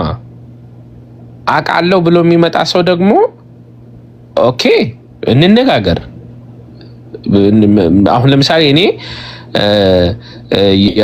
የብሉይና የሐዲስ ኪዳን ከሳቸው ጋር የመሞገት ዲቤት የማድረግ ሞራሉ የለኝም እና አንድ የመጽሐፍ ቅዱስ ጥቅስ አንስቼ በዚህ እንደዚህ ነው ብዬ ከተናገርኩ እሳቸው ይሄማ እንደዚህ ነው ይሄ ሙያዬ ነው ካሉን እሺ ብዬ መቀበል። ምክንያቱም ሙያዬ አይደለም። አሁን ደግሞ ስለ ሀገር ጉዳይ ስለ መንግስት ጉዳይ ሀገር ሰላም እንደሆነ አድርጎ መሳል በህዝብ ላይ አሁን ሰው እየሞተ ማለት እያየን ማለት ነው። ግን ምንም እንዳልሆነ አድርጎ መሳል እንደዚህ አንድ አሁን እኮ አርሲ ቤተክርስቲያን ቢቃጠል እኔ ገንዘብ አልሰበስብም የኔ ጉዳይ አይደለም። እንደዚህ አይነት ንግግሮች በጣም ነውር ነው። የእውነትን ለመናገር ነውር ነው እና የማይሰበስቡ ከሆነ ዝም ይበሉ። በቃ ዝም ማለት እኮ ይቻላል። ግን እኔ ራሴ የገባሁት ለምንድን ነው? እሺ መንግስት ሲባል ስለ መንግስት ስላነሱ መንግስት ማለት ምን ማለት ነው? መንግስት ሲባል ህዝቡን የመጠበቅ ግዴታ አለበት። ህዝቡን የመጠበቅ ግዴታ አለበት። ህዝብ ደጋግሞ እየሞተ ከሆነ ወይ መንግስት ህዝቡን ለመጠበቅ አልፈለግም ወይም አልቻለም። ከሁለቱ አንዱ ነው። ወይ መጠበቅ አልቻለም ወይ አይፈልግም ማለት ነው። አልቻለም እንዳንል የእውነት የችሎታ የሪሶርስ ጉድለት ቢሆን ኖሮ ራሳችሁን ተከላከሉ፣ ራሳችሁን ጠብቁ ቢል ኖሮ፣ ከአቅሜ በላይ ሆነብኝ እርዱኝ ቢል ኖሮ። ግን አሁን ምንድነው እየሆነ ያለው? ዞር ብሎ ማየትም አልፈለገም እና ይሄንን ሁላችንም እያየን ህዝቡ እየሞተ ሰው እያለቀ ባለበት ሳይ ይሄንን መናገር ትክክል ነበርም። ያው እንትኑን አዲዮን ስላሰማው ነው የገባሁት። ግን አንዳንድ ጊዜ ትክክል ያልሆነውን ነገር ደግሞ ዝም ብለን ካለፍን ይሄም ሪኮርዲንጉ መሰማቱ ህዝቡ መስማቱ አንደኛ ነገር ከዚህ አይነት ሰዎች የኛ ሰው ደግሞ በጣም የዋህ ስለሆነ እንደው ከመምህራን መጣ ብለው የእውነት እንትን የተጀመረውን ስራ ወደ ኋላ እንዳያደርግብን መጠንቀቅ አለብን። ሁለተኛ ደግሞ ሌላ እንደ መምህር አይመረ እኔም በቃ የፈለኩትን ልናገር እንዳይል ማለት ነው። ከዚህ በኋላ እንደዚህ አይነት ንግግሮች ለሌላውም ማስጠንቀቂያ እንዲሆን አውጥቶ መወያየቱ ጥሩ ነው። እኔ ዩዥሊ አንድ ሰው ርዕስ አድርጌ ማውራት አልወድም። በተለይ ቤተክርስቲያን ሰው ከሆነ ጥሩ አይደለም። ግን አሁን እንደዚህ አይነት ጥፋት ደግሞ ሲኖር ዝም ብሎ አይቶ ማለፉ ተገቢ ስላልሆነ ነው።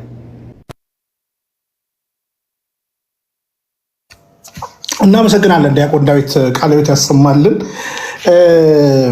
እንግዲህ ዲያቆን ዳዊት በውስጥም እንደተናገርኩት የአሪዮስ ጥፋቱን የንስጥሮስ ክህደቱን እያንዳንዱን ነገር ቤተክርስቲያን ያስቀመጠችውና ያወገዘችው ከንግግራቸውና ከግብራቸው። ደግሜም ነው የዚህ ሰውዬን ጉዳይ የማሰማው ማለት ነው። ደግሜም ነው የማሰማው። ስለዚህ እኛ በመጀመሪያ ደረጃ እዛ ጋር እኮ በተሰሙ ራሱ ተልኮ እንደመጣ ከቅዱስ ሲኖዶስ ሁሉ አክት ያደርጋል እኮ።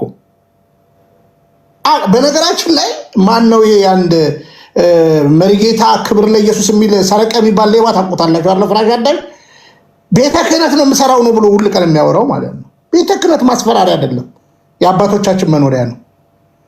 ሃይመረ ግን አይቀልድም። በቃ እኔ ነገርኳችሁ እኮ ለማሳት እኮ ሰይጣን የብርሃን መልአክ እስኪመስል ድረስ ያስታል ተብሏል። የሃይመረ እውቀትን እናንተ ተጠቀሙ። ለኔ በአፍንጫ ይውጣ ብያለሁ። በአጭር አማርኛ ነው የምናገረው፣ ሁሌም ነው የምናገረው። በአፍንጫ ይውጣ። ሰሞኑንም ከቀለሜ ጋር በነበረን ዲቤት ስለ 80 ያዱ ምናምን ሞክረኝ ብየው ነበረ። ሞክረኝ፣ እሱም አልሞከረኝም። ጠንቅቄ ሃይመረን አውቀዋለሁ። ክህደትስ አይደለም። ቢኒያም የሚባል ሰውዬን አላውቀውም። የአቡዬ አንዴ በቪዲዮ ለዛውም እንደው ድምፁ ነው ምናምን ለምትሉ በቪዲዮ ላሰማችሁ። የአቡ ትችያለሽ፣ ትንሿ ቻና ልላክልሽ በቪዲዮ ህዝቡ መስማት ስላለበት። አሁን ቢኒያምን አላውቀውም። በዛው ላይም ቢዘጋጅ ማለት ቢመጣብኝ ላለቀስ እችላለሁ፣ ልጮህ እችላለሁ፣ ልፈራ እችላለሁ። ግን ተዘጋጅቼ አልጠብቅም ማለትስ ምን ማለት ነው? ምንም እሱ ችግር የለበትም እንዴ። እሱ ምን ጎደለበት? እንደፈለገ የትም ከርሞ መጥቶ እንደፈለገ ይኖራል። ቄስ ነኝ ማለት ይችላል ወይስ? ቄስ ነኝ ብሏል። እንግዲህ ዲያቆን ዳዊትም ያላወቃቸው ሰዎች ነበሩና ብርሃን የሚባለው ራሱ ፍራሽ አዳሽ ነው። እሺ አንዴ ላሳያችሁ በደንብ እንዲሰማ። ለዛውም አሁን ራሱ ላይቭ እያስተላለፍነው ነው። ይኸው ልኬልሻለሁ። መግቢያውን አሰሚ። ሰላምሽ ከፍ ይበልልኝ እናቴ ሁሌም ኖሪልኝ። ሰላምሽ ከፍ ይበልልኝ እናቴ ሁሌም። አሁን ቢኒያም ምን አይነት ሰው እንደሆነ ይታሰር፣ የሆነ የጠጣ ይዘሙት፣ የመልካም ሰው ይሁን ቸር ይሁን አማኝ ይሁን ምናምን አላውቀውም እኔ። አቁምልኝ። ፖዝ አድርጊልኝ። ፖዝ። እሺ ያለውን ሰምታችኋል አይደል? ድገሚው እንደገና። ምን እንዳለ ሰምታችኋል አይደል? ይሄ በነገ ቤተክርስቲያንን ማላቃትም ነው የሚለው።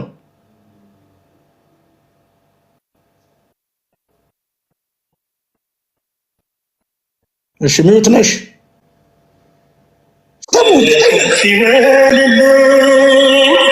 እናቴ ሁሌም ኖሪልኝ።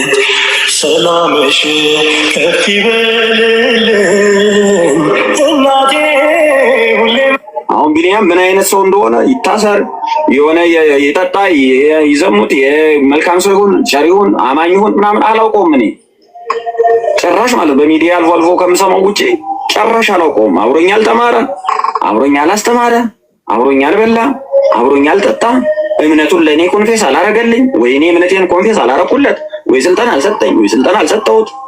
ወይ ጎረቤት ምንም የሚያገናኝ ነገር የለም። ለምን እንኳን ላስገባ ላይ አልፈልግም ማለት ነው። አንተ እኔ ቤት ልትገባ ፈልገህ ነው? ጨርሶ ልትገባ አትችልም ማለት ነው። ምንም የሚያገናኝ ነገር የለም። ምንም ማለት ነው። አንድ ነገር ልጠቅስ አትችልም ሊያገናኘን የሚችል አንድ አብረን ምንም አይነት ነገር የተጋራ ነው ነገር የለም። አንድ ነገር የሚያገናኘን ነገር የለም። አንተ የምትቃወመው መንግስትን ከሆነ እኔ አልቃወምም። አንተ ኃይል ታጥቀን ክላሽ ታጥቀን እንዋጋ የምትል ከሆነ እኔ አልደግፍም። ሲምፕል ኬስ ስለሆነ እሱ ስራ የኔ ስራ አይደለም። ከጀዋር ጋር ያገናኘኛል። ጀዋር እስላም አንገቱን እንቀላለን የሚል እስላም ጋር ምን አገናኘ? ከዛ ሳልፎ ፖለቲካ አይደል እሱ ምን አገናኘ? በፖለቲካ እውቀት ያለው ሰው ነው፣ ራሱን የቻለ ሰው ነው። እኔ ደንቆሮ ነኝ፣ ለፖለቲካ ምንም የማውቀው ነገር የለም። ወጥቼ ባርሲ ክርስቲያኖች ስም ልለምን ሳንቲም ላኩልኝ ብር ላኩልኝና ሂጄ ላድርስ ልበል? ልብስ ላኩልኝና ላድርስ ልበል? ምግብ እናዋጣ ልበል? ሰው እናደራጅ ልበል? ክላሽ እንተኩስ ልበል? አለለም ልን አልችልም። ምክንያቱም እኔን የሚመለከት ነገር አይደለም። ቤተክርስቲያኔን እውነትም እሱ እየጎዳት ነው ማለት ነው። እውነትም እሱ እያጠቃት ነው ማለት ነው። እውነትም እሱ ነው ማለት ነው ይሄን ሁሉ እያደረገ ያለ ብዬ እንደውም በንስሐ በጸጸት ወይኔ ያን ጊዜ ሁሉ አጥፍቻለሁ ትክክል አልነበርኩም ብዬ ተጸጽቼ እመጣለሁ። አይምሮ እንዳለው ሰው ግን በፍጹም ዛሬ ላይ እዛ ሌብል ድረስ ተቆጥቼ ቅስቀሳ እንዳደርግ አትጠብቁም። አላደርግምና ማለት ነው። እሸሽ እችላለሁ። ሲገድሉብኝ ሊገድሉኝ እኔን ሲመጡ ምን እንደማደርግ አሁን አላውቅም። ልሸሽ እችላለሁ፣ ልሳደብ እችላለሁ፣ ላለፍ እችላለሁ፣ አላውቀውም። እኔን ቢሆን ቢገድሉኝ መምህር እንዳይኖረን፣ የቤተ ክርስቲያኗ አይን እንዳይኖር፣ ምዕመኑ እረኛ እንዳይኖረው። አረ ብርሃን ከቅድም ጀምሮ አቋርጠውኛልና ሀሳቤን ሳልሰጥ ነው እንትን ያሉኝ። እኛ አሁን እንደ ቤተክርስቲያን ኃላፊነት እንዳለው ሰው አስበን እንደገና ደግሞ በእውቀት ላይ በቤተክርስቲያን ትምህርት ላይ የተመሰረተ አስተያየት ለመስጠት ሙከራ እናድርግ። አሁን ምንድነው እኔ ያው በሙያዬ ሊያውቁት እንደሚችሉ ታሪክ አጥንቻለሁ፣ ስለ መንግስት አጥንቻለሁ። እንደውም ከቤተክርስቲያን ትምህርት ይልቅ ወደዚህ ወደ ዓለማዊው ያጠናሁት ይበልጣልና እና የኔ ፖይንት ምን መሰሎት መምህር፣ በዚህ ፖይንት ላይ እውቀቱም የለኝም ትምህርትም አስተምሮም አይደለም ካሉ ሀሳብ ባይሰጡ እዛ ላይ ፐብሊክሊ ማለት ነው አለ መንግስት ምንድነው የሚል ራሱ ጥናት አለ፣ ፖለቲካል ሳይንስ አለ። ይሄ ሁሉ እንትን ማወቅ ያስፈልጋል ማለት ነው። መንግስትን መንግስት የሚያሰኘው ምንድነው የሚለው ራሱ የያዘ ጥናት ነው። ብርሃን አንዴ ሀሳቤን ልጨርስ ከዛ በኋላ እሰጣለሁ። አሁን እሳቸውን ስለ ሶሻል ስተዲስ፣ ስለ ፖለቲክስ ስተዲስ ኤንድ ስለ ሎ ስተዲስ ልትሞግታቸው አትችልም፣ አልፈቅድልህም። ምክንያቱም አልፈልግም እኮ መሞገቴ እኮ አይደለም ብርሃን እየሰማሁ ዘ ሪኮግኒሽን ኦፍ ዘ ገቨርንመንት ብርሃን እኔ ስለ ሶሻል እና ፖለቲካል ሳይንስ ልሞግት አይደለም የገባሁት። አይደለም አንተ እሳቸውን በቤተ ክህነት ያደጉ ናቸው። እኔ ሶሻል አጥንቻለሁ እኔ የተሻልኩ ነኝ ልትል አትችልም። የተሻልኩ ነኝም አላልኩም ብርሃን። ያላልኩትን ነገር ነው ብርሃን እየሰሙ። አሁን እሳቸው ቆይ እኔን አዳምጠኝ። እሳቸው ባሉበት በሚያዩት እና መምራይ መረሚዩት ላይ ኖት ግን እየተደረገ ያለው ፌር አይደለም። እውነቱን ለመናገር በዘመናዊ ትምህርት ከሆነ ከኔ ጋር እንነጋገራ ብርሃን ከፈለጉ እኔና እርሶ ሌላ ጊዜ ስለ ታሪክ ቁጭ ብለን መነጋገር እንችላለን። ብርሃን በቤተ ክህነቷ ትምህርትን መምህር አይመረ ለወርድ እኔ ለወርድ ነው። ምክንያቱም ማውራት አልቻልኩም። ፌር አይደለም። አይመረ ቢቀበል ይመስላል። አይ እኔ አሁን እኮ መምህር ይቀበሉኝ አይቀበሉኝ ላሳምኖት ቆይ መምህር የኔ ፖይንት እኮ ላሳምኖት እኮ አይደለም የገባሁት። አዳምጠኝ ወይ ክፉ ሰው ነህ ወይ ሞኝ ሰው ነህ ማለት ነው።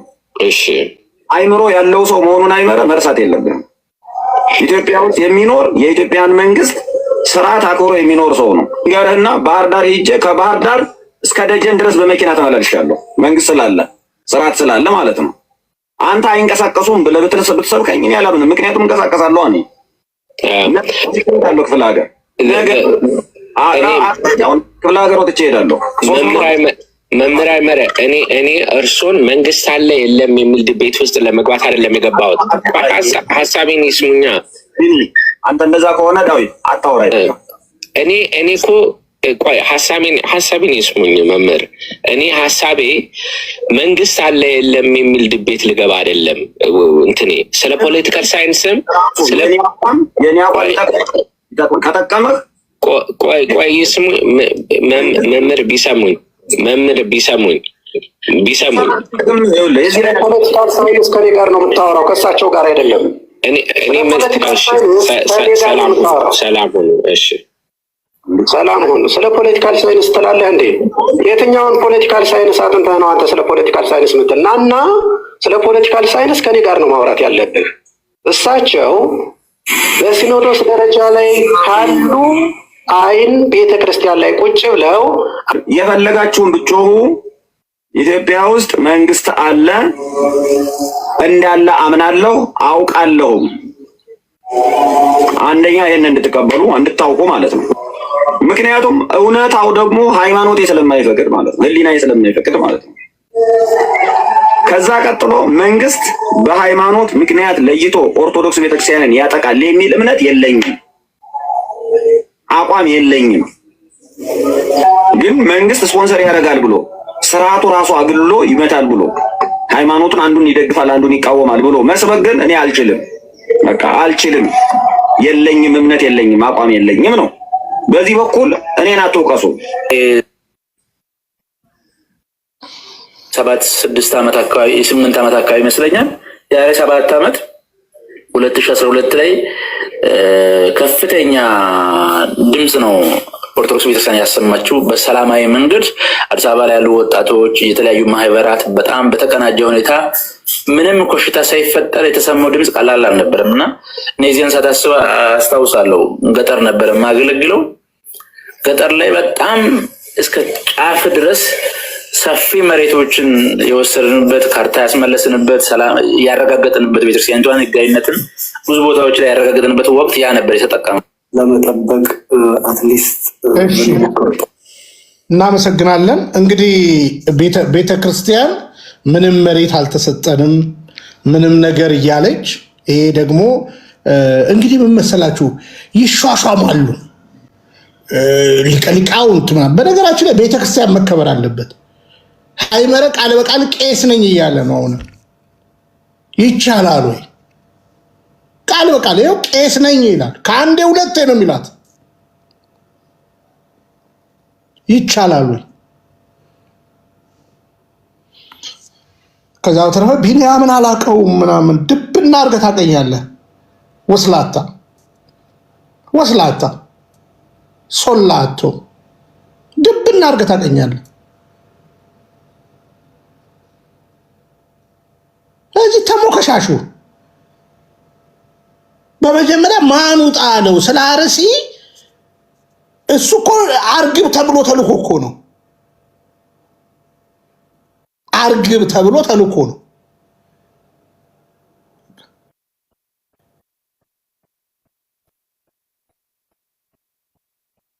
እና ሊቃውንት ምናምን ይባባሉ። እኛ ያሉን ምን ሴንስ እናደርጋለን ሊቃውንቶቻችንን። በነገራችን ላይ የሃይመረ ሊቃውንትነት ለእኔ በአፍንጫ ይውጣ፣ ወደድክም ጠላም ነው ምነግርህ።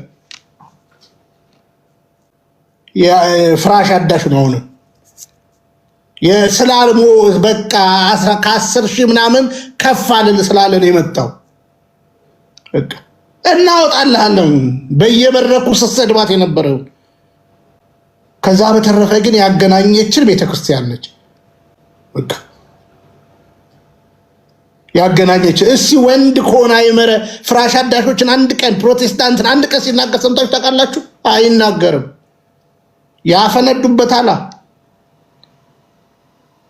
ያፈነዱበታል። እናውቃለን። ትግራይ ላይ እየሰራክ ያለውን፣ ጎጃም ላይ እየሰራክ ያለውን ጠንቅቀን እናውቃለን።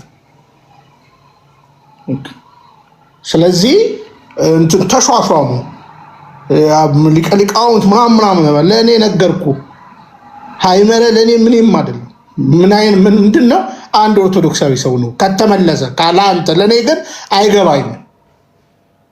በመረጃ ነው የምናገረው እኔ በማስረጃ። ይሄው ቅድም እኮ ነገርኳችሁ። ፌስቡክ ላይ ራሴን አጠፋለሁ ሞት ምናምን ብሎ ስለማላቀው ሰው አንድ ነገር አልናገርም። ስለ አቡነ ሩፋኤል ስናገር ሰምታችሁኛል አለ ሰሞኑን ጠንቅቄ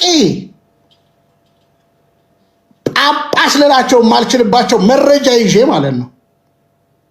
ጠንቅቄ ይዤ ነው። ግን ጨዋ ስለሆንኩ አመቻችቼ ጋምቤላዎችን፣ ቤንሻንጉል ወለጋዎችን በአባቶች ፊት ስብሰባ እንዲቀመጡ አድርጌ ሁሉን ነገር ይሄው እንጠብቃለን አለ።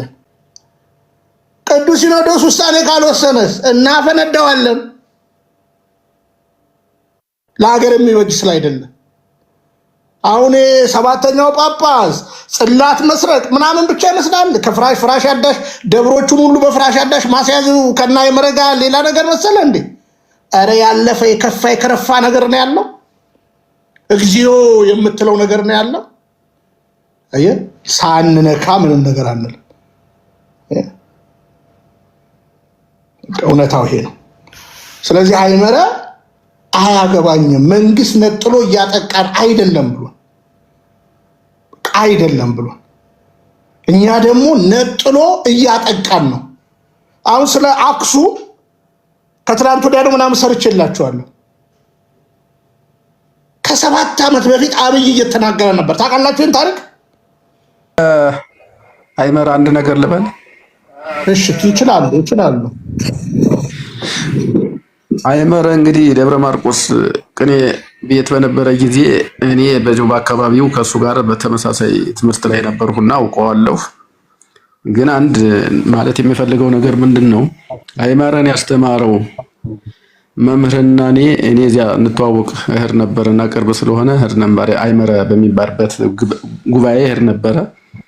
አጋጣሚ እዚህ አዲስ አበባ ከ2-3 ዓመት በፊት ተገናኘንና ይህ ሰው ሃይመረን ያስተማረው መምህር በተወሰነ ዓመት በፊት በተሐድሶ እምነት ተጠርጥሮ ከኢትዮጵያ ኦርቶዶክስ ተዋሕዶ ቤተክርስቲያን ተባሮ ተገድሎ የነበረ ነው። የዛሬ ዓመት 2 ዓመት ወይ ምናምን አካባቢ ግን ተመልሷል። ግን ከተመለሰ በኋላ ነው ከኔ ጋር የተገናኘን። ሊመለስ አልቆለት እየተነጋገረ ከአንድ ጳጳስ ጋር እየተደዋወለን እየሰማሁት ነበረ። እኔን ግን ምንድነው ያለኝ እስካሁን ድረስ በዚያው በተለመደው ነው ያለ ወይስ ራስህን አውቀሃልና ወይ ደጌታ ተመልሰሃል አለኝ። እንዴ ድሮ በጌታ አልነበርኩም እንዴት ነው አልፎት። አይ ልጅ ተሸውደን ኖረናል። የኔ ልጆችን ያስተማርኳቸው 80% ጌታን አውቀው ከዝባዝንኬ ከኮክተት ተላቀው በጌታ ሆነዋል። ስለዚህ ለምን እስካሁን ድረስ አንተ ቆየህ እኔ ጋር ከነበርህ? አይነ ስውር ስለሆነ ያው በወሬ ደረጃ እንጂ እንዲህ ፊት ለፊት መታየት አንችልምና እሱን አውቀዋለሁ ምናምን ስላልኩት ነውና እኔ ጋር ከነበርህ እኔ ጋር የነበሩ ልጆች እኮ 80% እስከ 90% ያሉት እኮ በጌታ ሆነዋል አለኝ። እና እኔ በጌታ አልነበርኩም ማለት ነው አልኩት። አይ ተው ያ ስህተት ነው የነበረው አለ። እንደዚህ አያሌ ግን ከሊቀ ጳጳሱ ጋር እየተደዋወለ ነበር። አልቆልኛል ሰሞኑን አለኝ። ጎፋ ገብርኤል አሁንም በነበረው ስራ ቀጥሎ እየኖረ ነው። ስለዚህ የኢትዮጵያ ኦርቶዶክስ እምነት ተከታይ ሞትና መፈናቀል ስቃይ የማይገዳቸው ሰዎች ውስጣቸው ሲጠና ተሐድሶ ናቸው ወይ ጴንጤ ናቸው በእርግጠኝነት ማለት ነው። ወይ ተሐድሶ ናቸው ውስጣቸው ሌላ ነው። ስለዚህ ሃይመረ በእርግጠኝነት ወደዚያ ለጥቅሙ ብሎ ለደሞዙ ብሎ ለክብር ብሎ ገባ እንጂ ሌላ ቦታ እንዳለ መታወቅ አለበት። እኔ እኮ በግልጽ ስለነገረኝ ነው። የሱ መምህር የሱ አባት እስካሁን ድረስ እዚያው ነው ሆይ የኔ ልጆች 80-90% እኮ በጌታ ሆነዋል ተላቀዋል ከዚያ ቦታ እያለ ግን እየተነጋገረ ነበረ። አልቆልኛል ልመለስ። እኔ አባይ ሲደውልባቸው ነበርና አባትም መናገር አልፈልግም ያጨራሩስለትም እሳቸው ናቸው። እና ስለዚህ ስለ ሃይመረ የማውቀው ልናገር ብዬ ነው። አመሰግናለሁ። ከልብ እናመሰግናለን። ያው እኔ ወደዚች ስንዱ እመቤት ቤተክርስቲያን ስመጣ እውነቴን ነው የምነግራችሁ። ያኔም ስናገር ነበረ። ለምሳሌ ኦርቶዶክሳውያን 78 ሚሊየን ቢሆኑ 77.999 ወደ ፈለገበት ብሄድ ግን አምላክ እግዚአብሔር ፊቶኝ ነው የምነግራችሁ ኦርቶዶክስ እንደሆንኩ ነው ዘመኔን የምጨርሰው። ለዚህ ነው አንዳንዶች ቅድም ብያቸዋለሁ፣ እኔ ላይብረሪ ነው የሚሰራው ብያቸዋለሁ። ሃይመረ ለትምህርት እንኳን እድል አልሰጡትም ኢገስቶች። ለምን ካላችሁ ዶክተር ኤፍሬም ይባላል፣ እዛ ሰለሞን ይባላል አሉ እና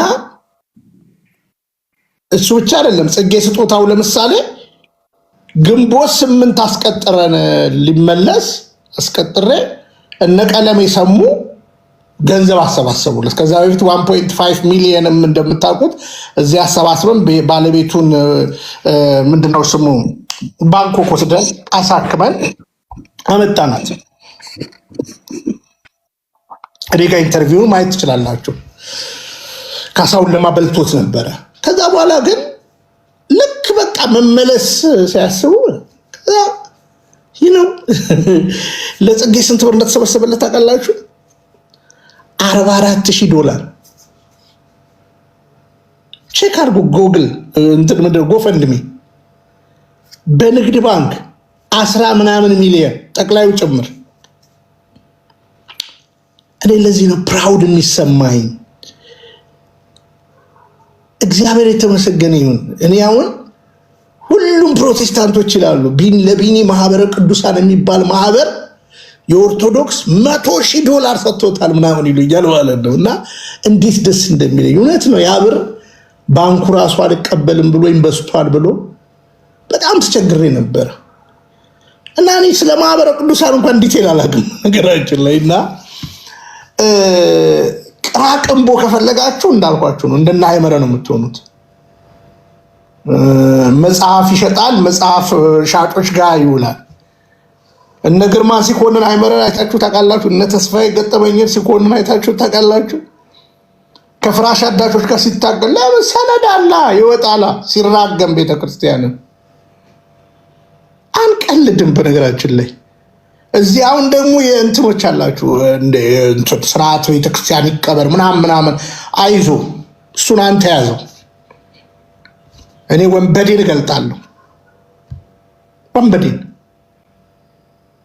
እኛ ቁስላስ እንደው አይናቸው ያልፈሰሱ ሰማዕታትን እያሰብን የሞተው ሰው 9 ነው 8 ነው መንግስትን ነው ማመን። ይሄ በነገራችን ከገዳያችን አሳንሻለሁ በነገራችን ላይ። ስለዚህ እንተዋወቃለን። ከአንዳንዶች ጋር እንዴት ጀግኝ እንዳለፍኩ እናውቃለን። አሁን ክብር ለኢየሱስ የሚል መርጌታ ኢየሱስ ምናምን የሚለው ሰረቀ የሚባል አለ። ልንገራችሁ፣ እኔ ባህር ዳርን ጎንደርን ስጎበኝ እሱ ሰውዬ የጎደለ ሰው ተገኝቶ የኢትዮጵያ አየር መንገድ 10 ሰው እንትን ብሎኝ 5 ሰው ከፍዬ 5 ሰው በነፃ ይዤ ሄጄ ነበር። የግዕዝ አስተማሪ ሆነኝ ብዬ እነ ቀለም ያዩት ከፍ ያስከፈሉ። እና ለዚህ ነው አንዳንድ ጊዜ አይታችሁ ከሆነ እዚህ ቤት ፕሮቴስታንቶች ይመጡና ቢኒ እንደው ትመለሳለህ፣ እግዚአብሔር ብሎናል፣ እንደው በቃ ጌታ አሳይቶናል የሚሉ ሰዎች አሉ አይደለ? እና ምንድነው እምላቸው? ትዝ ይላችኋል? እምላቸውን የምታስታውሱ ሰዎች እስኪ ጻፉልኝ። ምንድነው እምላቸው? ትመለሳለህ፣ ጌታ አሳይቶናል፣ ራእይ አይቻለሁ ለሚሉ ምንድነው እምላቸው? ከዕለት ተዕለት እንቅስቃሴ እስችን ብዬ ልጨርስ። መሳቅና ማሳቅ ስላለብን ውሻ ረሰና እኔ ውሻ አይደለም እንዴ? ውሻ አይደለም የምለው ሌላ ነው እኔ የምለው ቲ ውሻ ያለ ቆይ ተይ እንጂ ልታስቀሰፊ ነው። እሺ ቶሎ በሉ። ሞቴ ዛሬ እንደዛ አይደለም።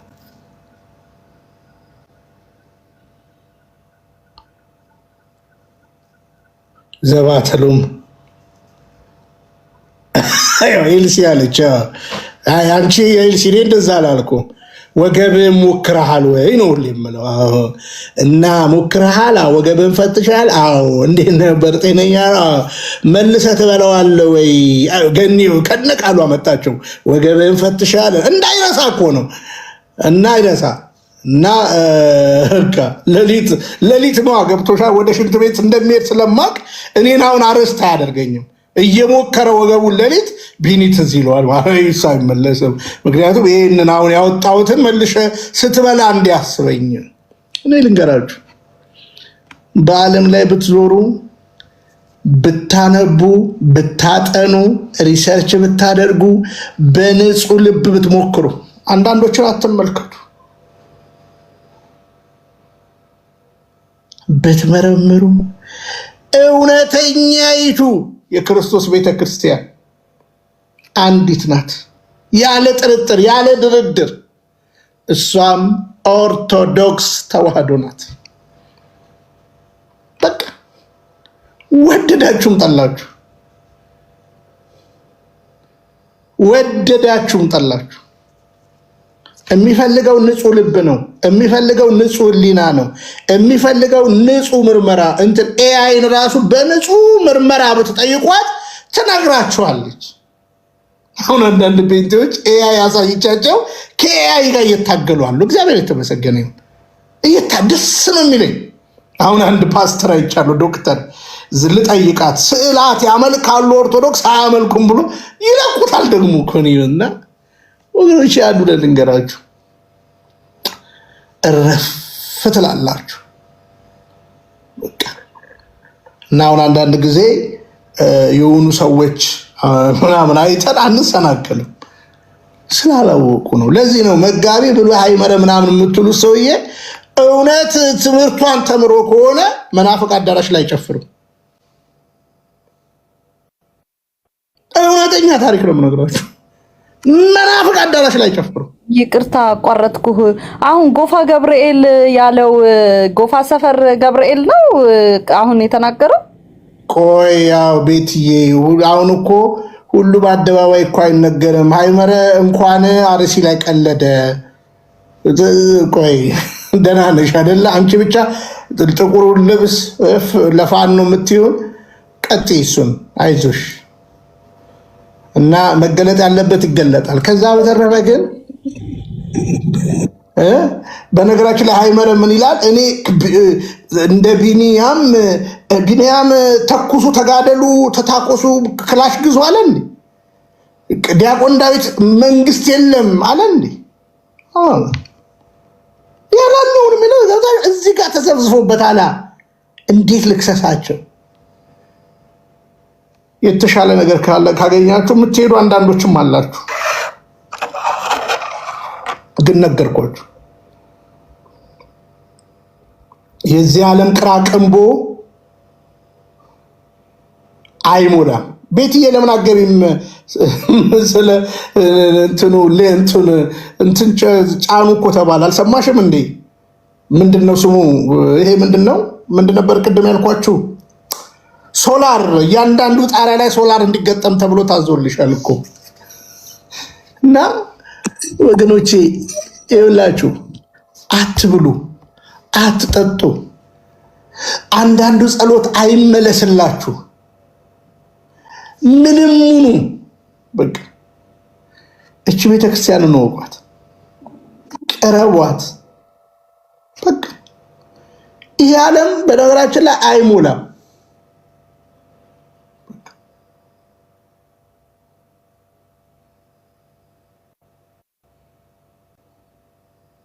አውሱን ነው መሸበከቱ። አውሱን ነው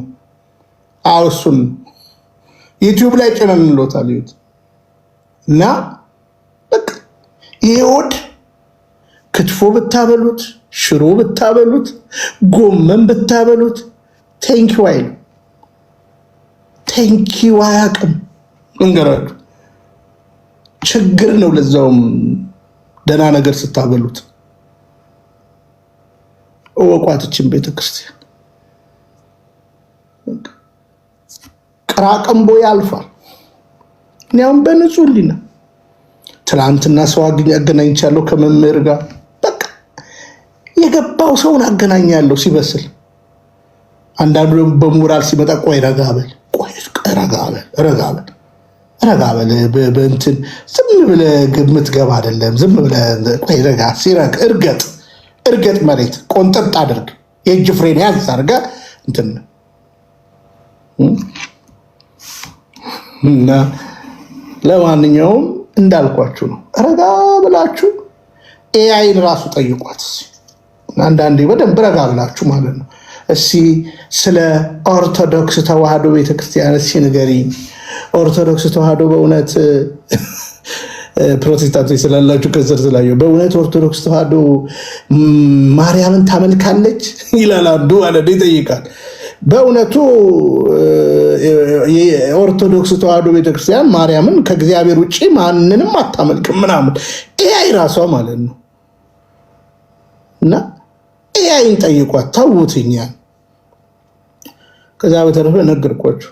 ፕሮቴስታንቲዝም የዛሬ ቪዲዮ ላይ ማየት ትችላላችሁ። ፍቅረ ኢየሱስ ላይ የለቀኩት ለኢትዮጵያ ሕዝብ ኦርቶዶክስ ተዋህዶ ባትኖር ኖሮ የኢትዮጵያ ሕዝብ ምን እንደሚሆን የዛሬ ቪዲዮ ላይ ፍቅረ ኢየሱስ ላይ የለቀኩት አለ። መጨረሻ ላይ ምን እንደምትሆኑ እና ባለውለታና መስገን እና እውነታዊ ነው። እኔ እንዳልኳችሁ ለደቂቃ ኦርቶዶክስ የክርስቶስ ቤተክርስቲያን እንደዋውን እንደዚህ በአንደኝነት እርግጥ ክርስቲያኖች እንደሆኑ አስባለሁ። ግን አትናቴዎስ ቄርሎስ ምናምን በቴዎሎጂ ኮሌጅ ትንሽ የሰማው ድምፅ ኦርቶዶክስ ይሄው እግዚአብሔር ምስክሬ ነው አትመስለኝም። የኢትዮጵያ ኦርቶዶክስ ተዋህዶ ቤተክርስቲያን አትመስለኝም። ከዛ ተቃጠልና አትናቴዎስ አባታችን 20ኛ ሊቀ ጳጳሳችን ቄርሎስ አባታችን አሁን ቄርሎስ ራሱ 6ኛ ቄርሎስ ደርሷል እኮ እና ቀረቧት፣ አትጨነቁ፣ ቀረቧት። እናንተን እንዲህ ብላ በቃ ባይገር በሳር ቤት በጎጆ በሆነ ቆርቆሮ ቤት ውስጥ እንደዛው ውስጥ እኮ የሚፈተተው የጌታ ስጋና ደም እኮ አማናዊ በማይረባ ልብስ ክቡር አያችሁ። ያ ጌታ ደግሞ ትዝ ካላችሁ 2 ዲነር ከሰጠችው ዋጋ ውሏል። 2 ዲነር ስታስገባ ከነበረችው ዋጋ ውሏል። ያ ብቻ እንዳይመስላችሁ። ለስም አጠራሩ ክብር ምስጋና ይግባው ጌታችንና መድኃኒታችን ኢየሱስ ክርስቶስ ዘኪዎስ ቤት የዘመኑ ሚሊዮነር ቤት ገብቷል። የዘኪዎስ ዛፍ እስራኤል ሀገር ስትሄዱ እኔ እንግዲህ አይቼዋለሁ። የኛ የቅዱስ ገብርኤል ቤተክርስቲያን ነው። ዛፉ አለ የወጣበት ዛፍ። ዘኪዎስ ሆይ ውረድ ዛሬ በቤት እኖር ዘንድ ይግባችሁ እና እውነተኛ የክርስቶስ ቤተክርስቲያን ኦርቶዶክስ ተዋህዶ ናት። ጽኑ አለት አያችሁ። ለምሳሌ ላንሳ እችን ብዬ ልጨርስ። ጌታ ሲናገር በአሸዋ ላይና በአለት ላይ የተመሰረተ ብሎ ይናገራል። ሁለቱን የለያቸው ንፋስም ነፈሰ፣ ጎርፍም ጎረፈ። ፕሮቴስታንቲዝም ንፋስም ነፈሰ። ከአንዱ ሉተር 47,000 ተበጣጠሰ። 47,000 የማርቆስ መንበር የእውነተኛይቱ ቤተ ክርስቲያን ንፋስም ነፈሰ፣ ጎርፍም ጎረፈ። ኧረ ወደ ኢትዮጵያ እናምጣ። የወዲት ጉዲት ተነሳች፣ ግራኝ መሐመድ ተነሳ፣ አፄ ሲኖዶስ ተነሳ፣ ከአይሁድ ከእስልምና ከካቶሊክ ማንም ተነሳ። አለቱ በአለቱ ላይ ስለተመሰረተች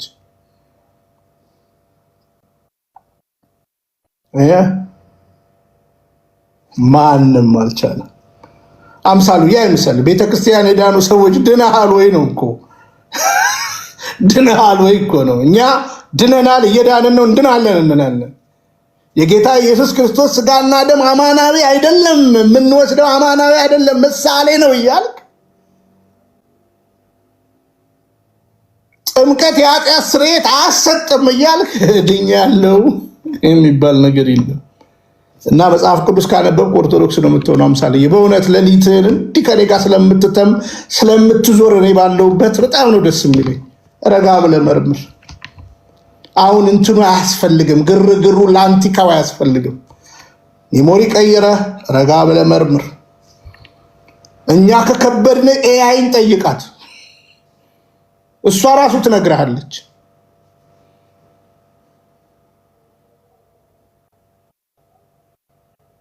ሀያ ስምንቱ እና ለማንኛውም ቅረቧት። በንጹህ ሕሊና ነው የምነግራችሁ። ጾሟ ለጊዜው ሊከብዳችሁ ይችላል።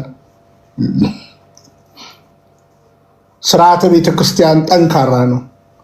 አንዲት እህቴ በቅርብ ቀን ምናልባት ልትኖር ትችላለች፣ በቅርብ ጊዜ ጠየቀችኝ። ከአንድ አባት ጋር ነበረች እና እዛ እንግዲህ ከተጠመቁት 6 ሰዎች አንዷ እሷ ነበረች፣ እሷና ልጇ እና ጠየቀችኝ። እዛ ቤተክርስቲያን ቢኔ ሂጅ አለች እና ልጄን ላቆርብ ስል የወር አበባ ነኝ ስላቸው አትገቢም አሉኝ፣ ወደ መቅደስ አትገቢም አሉኝ እና እንዴት ዋይ ምናምን አለች ማለት ነው። እና አሳዘነችኝ።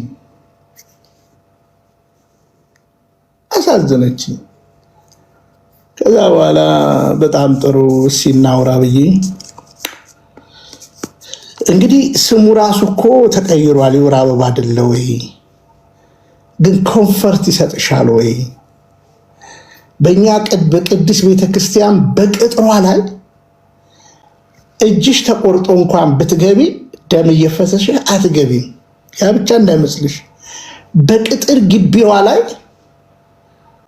የእንስሳ ደም አይፈስም። በብሉይ ኪዳን የዋኖሶች፣ የኮርማ፣ የፍየሎች ደም ይፈስ ነበረ። በአዲስ ኪዳን ፋሲጋችን ክርስቶስ ታርዶልናል። የዕብራውያን መልእክት፣ የቆሮንቶስ መልእክት እንደሚናገር እና የጌታ ስጋና ደሙ ዛሬም ትኩስ ነው ስለሚል ይሄ ነው ስርዓቷ። እህት አለ። ስለዚህ ደም የሚፈሰው ሰው አይገባም። ስርዓት ነው፣ ቀኖና ነው። አንቺስ ኮንፈርት ይሰማሻል። እንደዛ ሆነሽ ከሰው ጋር መገናኘት ትፈልጊያለሽ። ጠረን ሊኖር ይችላል። ዋት ወይኔ ቢኒ በቃ ቁጭ ቤተክርስቲያን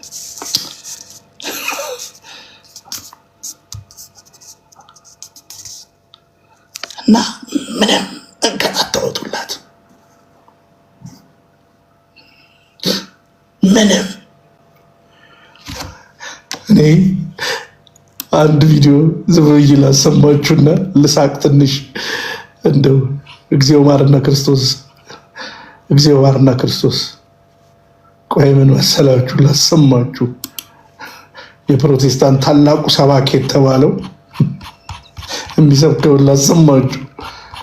እግዚኦ ማርና ክርስቶስ ነው ያዘኘው። እውነቴን ነው የምነግራችሁ።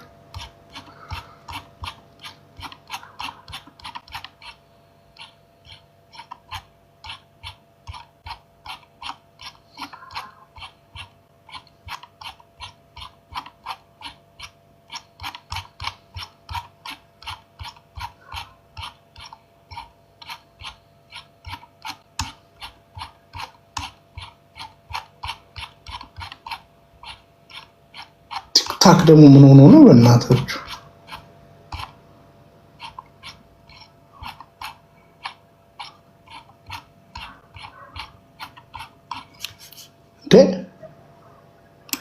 የት ነው ያደረኩት? ዮናስ አክሊሉ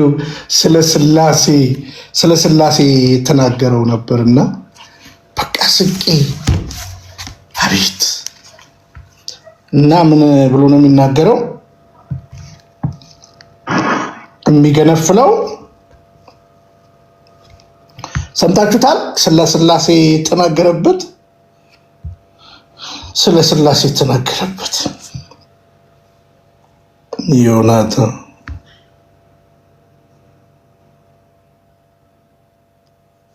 ስሙ። አብ ይጣዳል፣ ወልድ ይፈላል፣ መንፈስ ቅዱስ ይገነፍላል። ጻፍ። በይቅር ባይ ልብ ላይ አብ ይጣዳል፣ ወልድ ይፈላል፣ መንፈስ ቅዱስ ይገነፍላል። አብ ይጣዳል፣ ወልድ ይፈላል፣ መንፈስ ቅዱስ ይገነፍላል።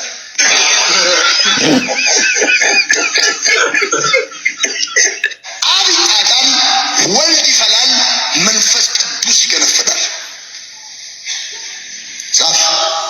መልካም ወጣት ነው። ጻፍ። በይቅር ባይ ልብ ላይ አብ ይጣዳል፣ ወልድ ይፈላል፣ መንፈስ ቅዱስ ይገነፍላል። አብ ይጣዳል፣ ወልድ ይፈላል፣ መንፈስ ቅዱስ ይገነፍላል።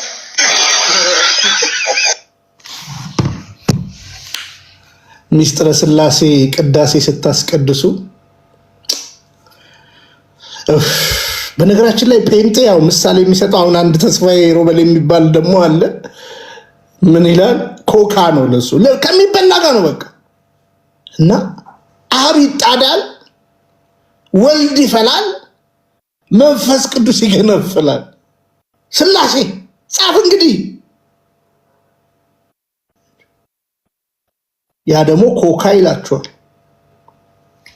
እና እግዚአብሔር ምሕረት ያድርግላችሁ። መጽሐፍ ቅዱስ ካነበባችሁ ኦርቶዶክስ ነው የምትሆኑት በምክንያት ነው። ቤቲ እንዴት ነሽ?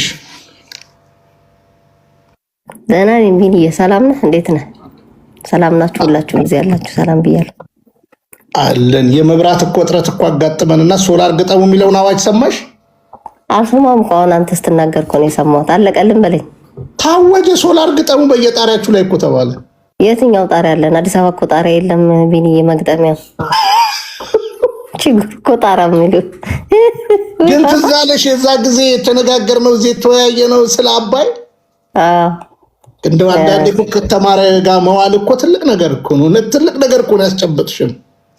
እነዚህ ቀልደኞች ናቸው። ይህ ሰውዬ ምን እየሆነ እንደሆነ አይነ ወይስ እነዚህ ያቆየን እድሜ ይስጠን እንጂ ጸገም የለን እያልን ነው።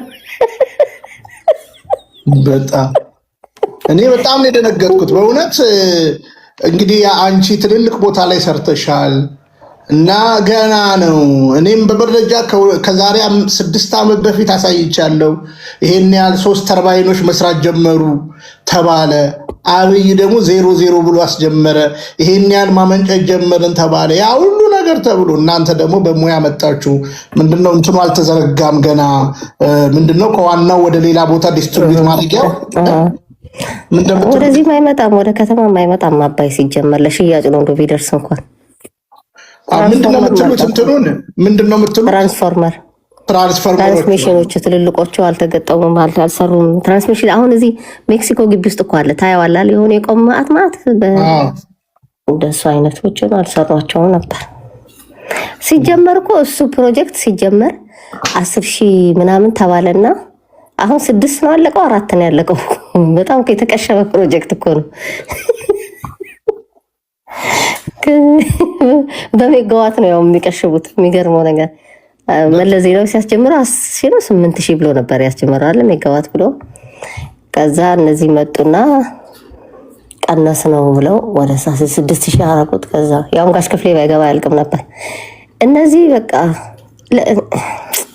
አይቢኒ አሁን እኮ መናገር ሁሉ በማይቻልበት ያኔ እኮ በፊት ይሰራ ስለነበረ እውነት ለመናገር ወያኔን አሁን የምናመሰግንበት ሰዓት ደርሰናል። በዛ ሰዓት ይሰራ ስለነበር እኮ መተቸት ራሱ ይቻላል። አሁን እኮ መተቸት አይቻልም። ምኑን ትተቸዋለህ? ሲኖር ነው እኮ ኮምፔር የምታደርግበትና እንትን የምታደርግበት። አሁን ኮምፔር ማድረግም አይቻልም። አሁን ግን ለአዲስ አበባ ሰው ያው ሀብታሙ ደህና ጣራ ላይ ካልሆነ ህዝቡ ጣራው ተቀዶበታል፣ ጠቁሯል ጣራው። የትኛው ጣራው ላይ ነው የሚያደርገው ሶላር? በዛ ላይ ሶላር እኮ ቀላል አይደለም። አሁን ዋጋው ሁሉም ሰው ይችላሉ የሚለው ነገር ሌላ ነገር ነው። ማለት ሰው የሚበላው የሌለው ሶላር ያደርጋል ብሎ ይቀልዳል በጣም ሶላር። እንደገና ደግሞ ሌላ ምንድነው ዛሬ የታወጀው መሰለሽ? የመኪና ታርጋ ማስቀየር። እንዴ ቅድም ስትል ሰማሁ። ታርጋ ለምንድን ነው የሚቀየረው? እንዲህ ታርጋ እንዲቀየር ተብሎ ስንት እንደሆነ ልንገራችሁ። ቆይ ለዛውም ይኸውላችሁ የከተማና በሁለት ነው የነዳጅና የኤሌክትሪክ ብሎ ነው ያስቀመጠው። የከተማና የሀገር አቋራጭ አውቶቡስ 9400 እና 7100፣ የህዝብ ታክሲ ትራንስፖርት ማለት ነው ሚኒባሶቹ 11000 ሰማያዊ የህዝብ ታክሲ ትራንስፖርት 11700፣ በቤንዚን ወይም በናፍጣ፣ በኤሌክትሪክ 9400። ቀጥሎ የአካል ጉዳተኞች 9400፣ የኤሌክትሪክ ከሆነ 7100። የግል መገለገያ ማለት የቤት መኪና ኮድ 2 56000 ብር። እንደገና የኤሌክትሪክ ከሆነ 44500። የንግድ ኮድ 3 56000 እና 44500። የመንግስት መኪኖች 9400 እና 7100። ድንበር ተሻጋሪ የጭነት ትራንስፖርት 28500 እና 15200። የዓለም አቀፍ የአህጉር አቀፍ ድርጅቶች 56000 እና 44500። ፎር ዲፕሎማት 56000 እና 450። የእርዳታ ድርጅት ዞሮበታል ራሱ ማለት ነው 56000 እና 44500 በናፍጣና በቤንዚን ማለት ነው እየተናገርኩ ያለው። ልዩ ተንቀሳቃሽ እንግዲህ ልዩ ተንቀሳቃሽ የሚባሉት ባጃጅ ነው ጋና ነው። ባጃጅም አለ። ልዩ ተንቀሳቃሽ ማለት ልዩ ፈቃድ የሚሰጠው ራሱ አንዳንድ ጊዜ ለ15 ቀን ነው፣ ለወር ነው፣ ለሳምንት ነው፣ ለ3 ቀንም ነው። ልዩ ተንቀሳቃሽ 56000 እና 44500። ባጃጅ መጣችልሽ። ባጃጅ ባለ 3 እግር 9400 እና 7100። ሞተር ሊቀርላችሁ ሞተር ባይስክል ባለ 2 እግር 4700 እና 3500። የቀረ ምንድን ነው? ፈረስ ጋሪ እና የሰው እግር የሰው እግር እሱማ አልቋል። ፈረስ ጋሪ እረስታችኋል ብዬ መልእክት ልኬላችኋለሁ። ፈረስ ጋሪ ሲወጣ ደግሞ እነግራችኋለን። እኔ አንዱ ልንገራችሁ። አሁን እንግዲህ ከቦንድ እዳችን እንኳን ያው አሁን ለክስ ልንቀርብ ነው ታውቃላችሁ። ያው ዜናም ተለቋል። ለክስ ልንቀርብ ነው። በቃ ተከሰል ይቀርባል ማለት ነው። ከዋና ዕዳ ሳይሆን ወለዷን መክፈል ሳንችል ቀርተን 33 ሚሊዮን ዶላር አልከፈላችሁም ተብለን ፍርድ አፍሪካ ኒውሶች ብዙዎች እያሰሙ ነው። ልንቀርብ ነው። በነገራችን ላይ ቢኒ እነዚህ ሰዎች እኮ ብር በጣም እንደሌላቸው እንደቸገራቸው የሚያሳዩበት ማዕት መንገድ አለው። እዛ ስትገባ ኤርፖርት እንትን ቪዛ የዚች የሶስት ወር አሁን የ3 ወር የ6 ወር የአመት ምናምን አድርገውታል የሚሰጡት። 6 ወር አለ ከ3 ወር ይጀምራል። እና እዛች ጋር ያችን የቪዛዋ ምናምን ስትከፍል ማለት ነው ሹክ ብለው ቀስ ብለው ጠጋ ብለው እንትን ይሉሃል። ዶላር ትፈልጋላችሁ ምንዛሪ ይላሉ። ማርያምን የኤርፖርት ሰራተኞች ማለት ነው። እውነቴን ነው ቢኒ። ከዛ እንዴ ኧረ እባክሽ መሬት እንርገጥ አልኳት ሴትዮዋ። እንዲ አላረፍንም እኛ ራሳችን እኮ ገና ማለት እዛ ጋር እየመቱልን። አይ ማለት እኮ የተሻለ ስለሆነ ነው እዚህ አለችኝ ማለት ነው። ኢሚግሬሽን ላይ ማለት ነው አይደለ? ማርያምን እንትን ሳስመታልኩ በቃ ልክ ስንገባ እኛ ከዚህ እንትን አልያዝምና ቪዛ ታስመታለ። ስንት ወር? 3 ወር እንፈልጋለን አላት። ወረፋ ነበረ። ሰው ሲጨርስ እየሳቀ ይሄዳል። ጠጋ እያሉ ከእንደዛ እያሉት ነው። አሁን ልክ አስመታና ስንጨርስ እህቴ ትፈልጋላችሁ ምንዛሪ ምናምን አለችን ማለት ነው። እኔ በጣም ሳቄ መጣ። በመንግስት ደረጃ እንደዚህ አይነት እንትና ከዛ ኧረ እባክሽን መሬት እንርገጥ እስቲ። መሬት እውነትም አልረገጥን። መሬቱንም እግዚአብሔር በሚያቆዘው ተንጠልጥለ እንዳለን ነውና ምን በቃ በጣም ገንዘብ ስለቸገራቸው አሁን ህዝቡን የመጨረሻውን ደፍቀው በቃ ደፍቀው ምልህ ነው። እንደዛ አይነት ነው አሁን ሲስተሙ። ሊያስተፉት ነው የሚፈልጉት። ሰው ደግሞ ያለው አለው የሌለው ግን የሚበላው የሌለው ምን ይሞታል። በቃ ምን አማራጭ አለው?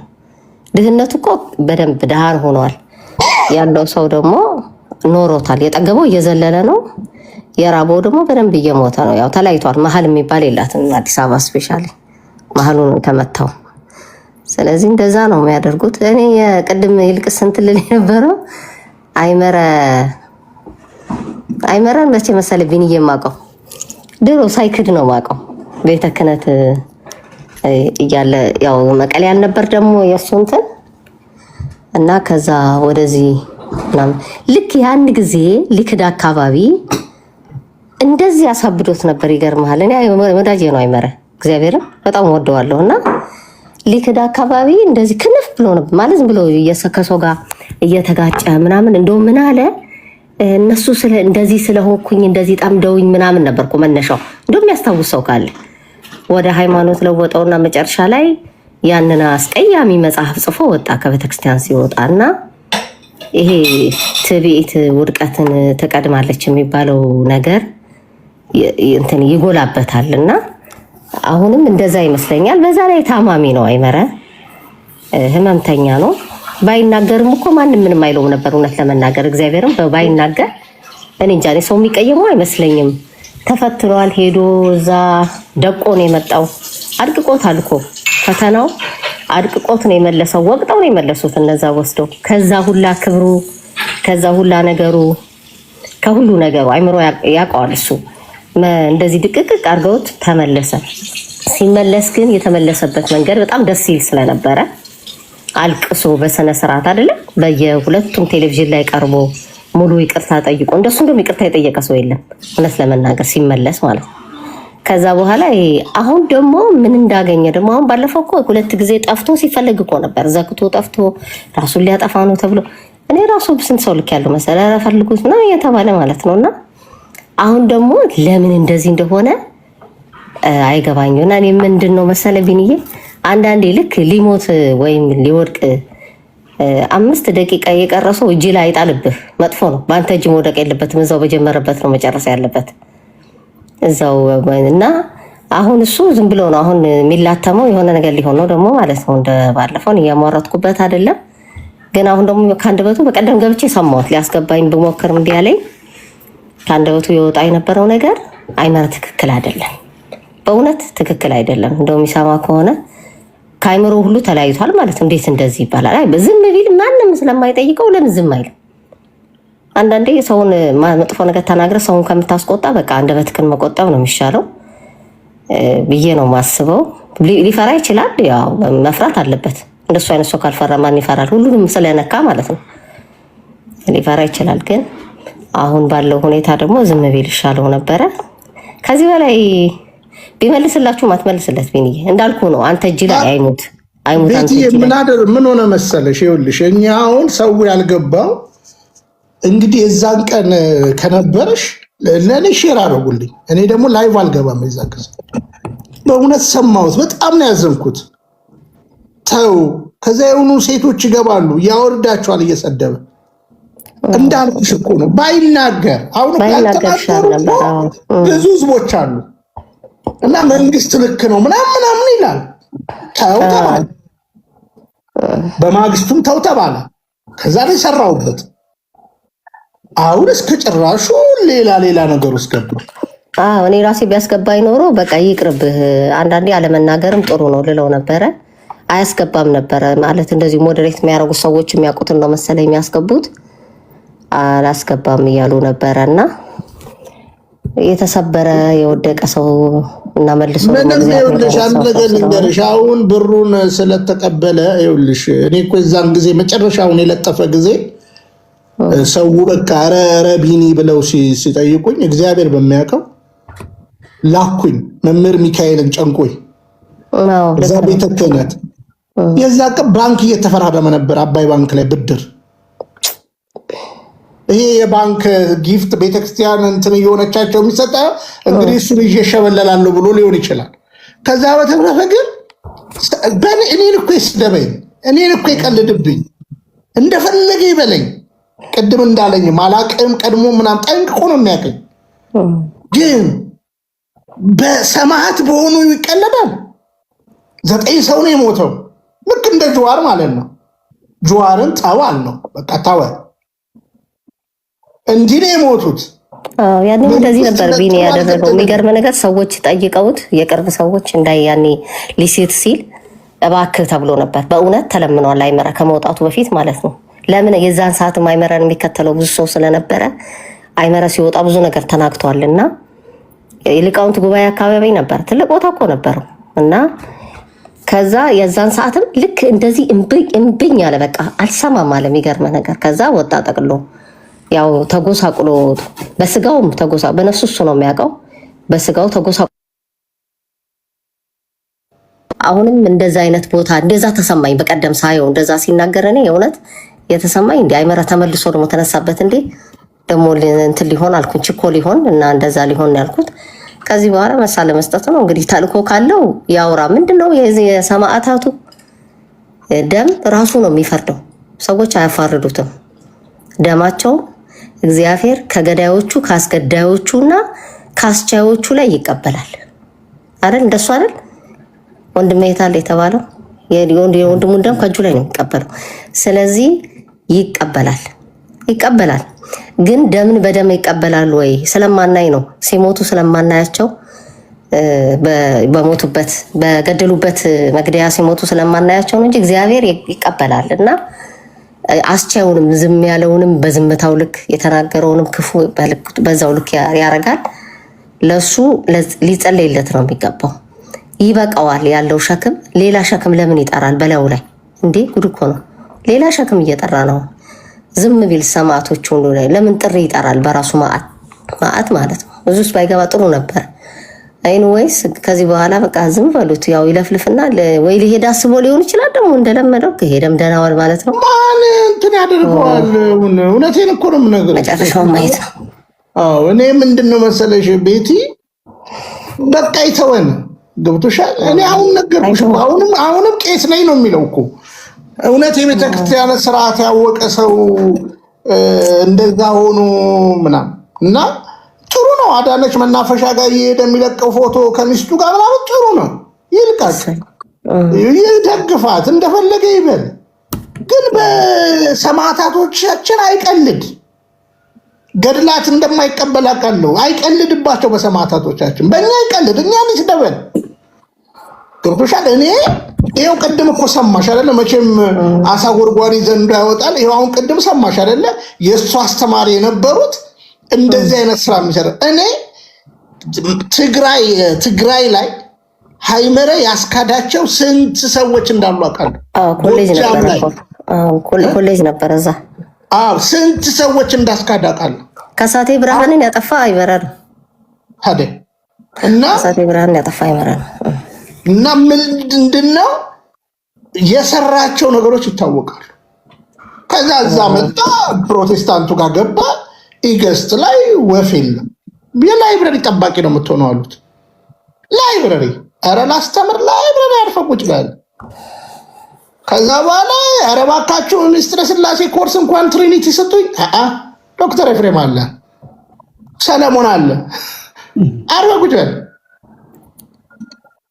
ከዛ ይኸው እግዚአብሔር በሚያውቀው ከመመለሱ በፊት ከመመለሱ እኔን ያናገረኝ ከዛ እኔ ጋር ከምትቀርብ አልኩት። እሱ ሰለሞን አቡበከርን ሁሉ እኔ አሁን ሰለሞን እመክረዋለሁ፣ ገስጸዋለሁ፣ ይሰማኛል። ይሄኛው ግን በስልክ ነው ያገኘሁት። አይረሳኝም። 0921 0912 ስልክ ነበረው። ከዛ ደወለልኝ።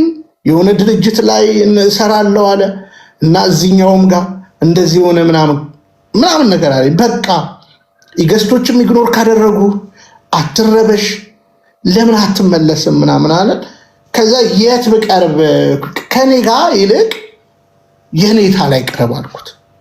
ከኔታ ውስጥ ተነጋገርና የኔታ ጋር ቀረበ። የኔታ ጋር እና አሁን በእውነት ቢኒያምን አላውቅም ምናምን አሞት ነው የሚሆነው። ግን በነገራችን ላይ ቢኒ እግዚአብሔር ከኔ ቀልድ እንዳይመስልህ አሞት ሁሉ ሊሆን ይችላል የሚል ግምት አለኝ። አንዳንድ ጊዜ ሜንታሊ ዲስተርብ የሚሆን ይመስለኛል። የሆነ ነገር እንትን ሲሆን ትንሽ ወጣ ይላል። ቤተክርስቲያን እኮ እንዴ ፈውስ ባለጠጋ እኮ ነች ቤተክርስቲያን። ማመን አለብህ። ፈወሳለሁ ብለህ ማመን አለብህ። አይተሽ ከሆነ እኮ ቅድም እንኳን የሚናገረው ለምሳሌ እምነቱን ኮንፌስ ለእኔ አላደረገልኝም ማለት አላቀውም። ኦርቶዶክሳዊ ንግግር እኮ አይደለም የሚናገረው። በነገራችን ላይ የፍራሽ አዳሽ ንግግር ወርዱ እንደዛ ነው። በውስጡ ባክ አድርጎም ሊሆን ይችላል። ኧረ እሱ ምን ቆየ። ለማንኛውም እውነታዊ ሰማዕታት የሚጮህ አላጡ ብለው ስለ ምንድነው ስለ አባይ ብዙ ነገር አስተምራናለች። ያው እንትን ሶላራችሁን ግጠሙ እና እንግዲህ ቁርጥን ወቅ ማለት ነው። ቁርጥን ወቅ ታርጋ መሰል ነገሮች እና ጴንጤው ግን እንዲህ ያለ ነው። ይሄን ብዬ ልጨርስ። እንግዲህ በደንብ ድምፁን ነው የማሰማችሁ። ይሄን ብዬ ልጨርስላችሁ።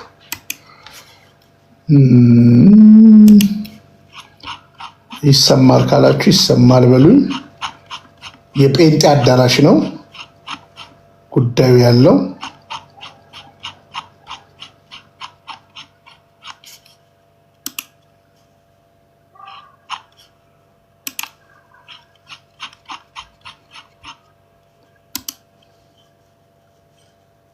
ቆይቼ ድምጿን ልክፈታት። ይቅርታ።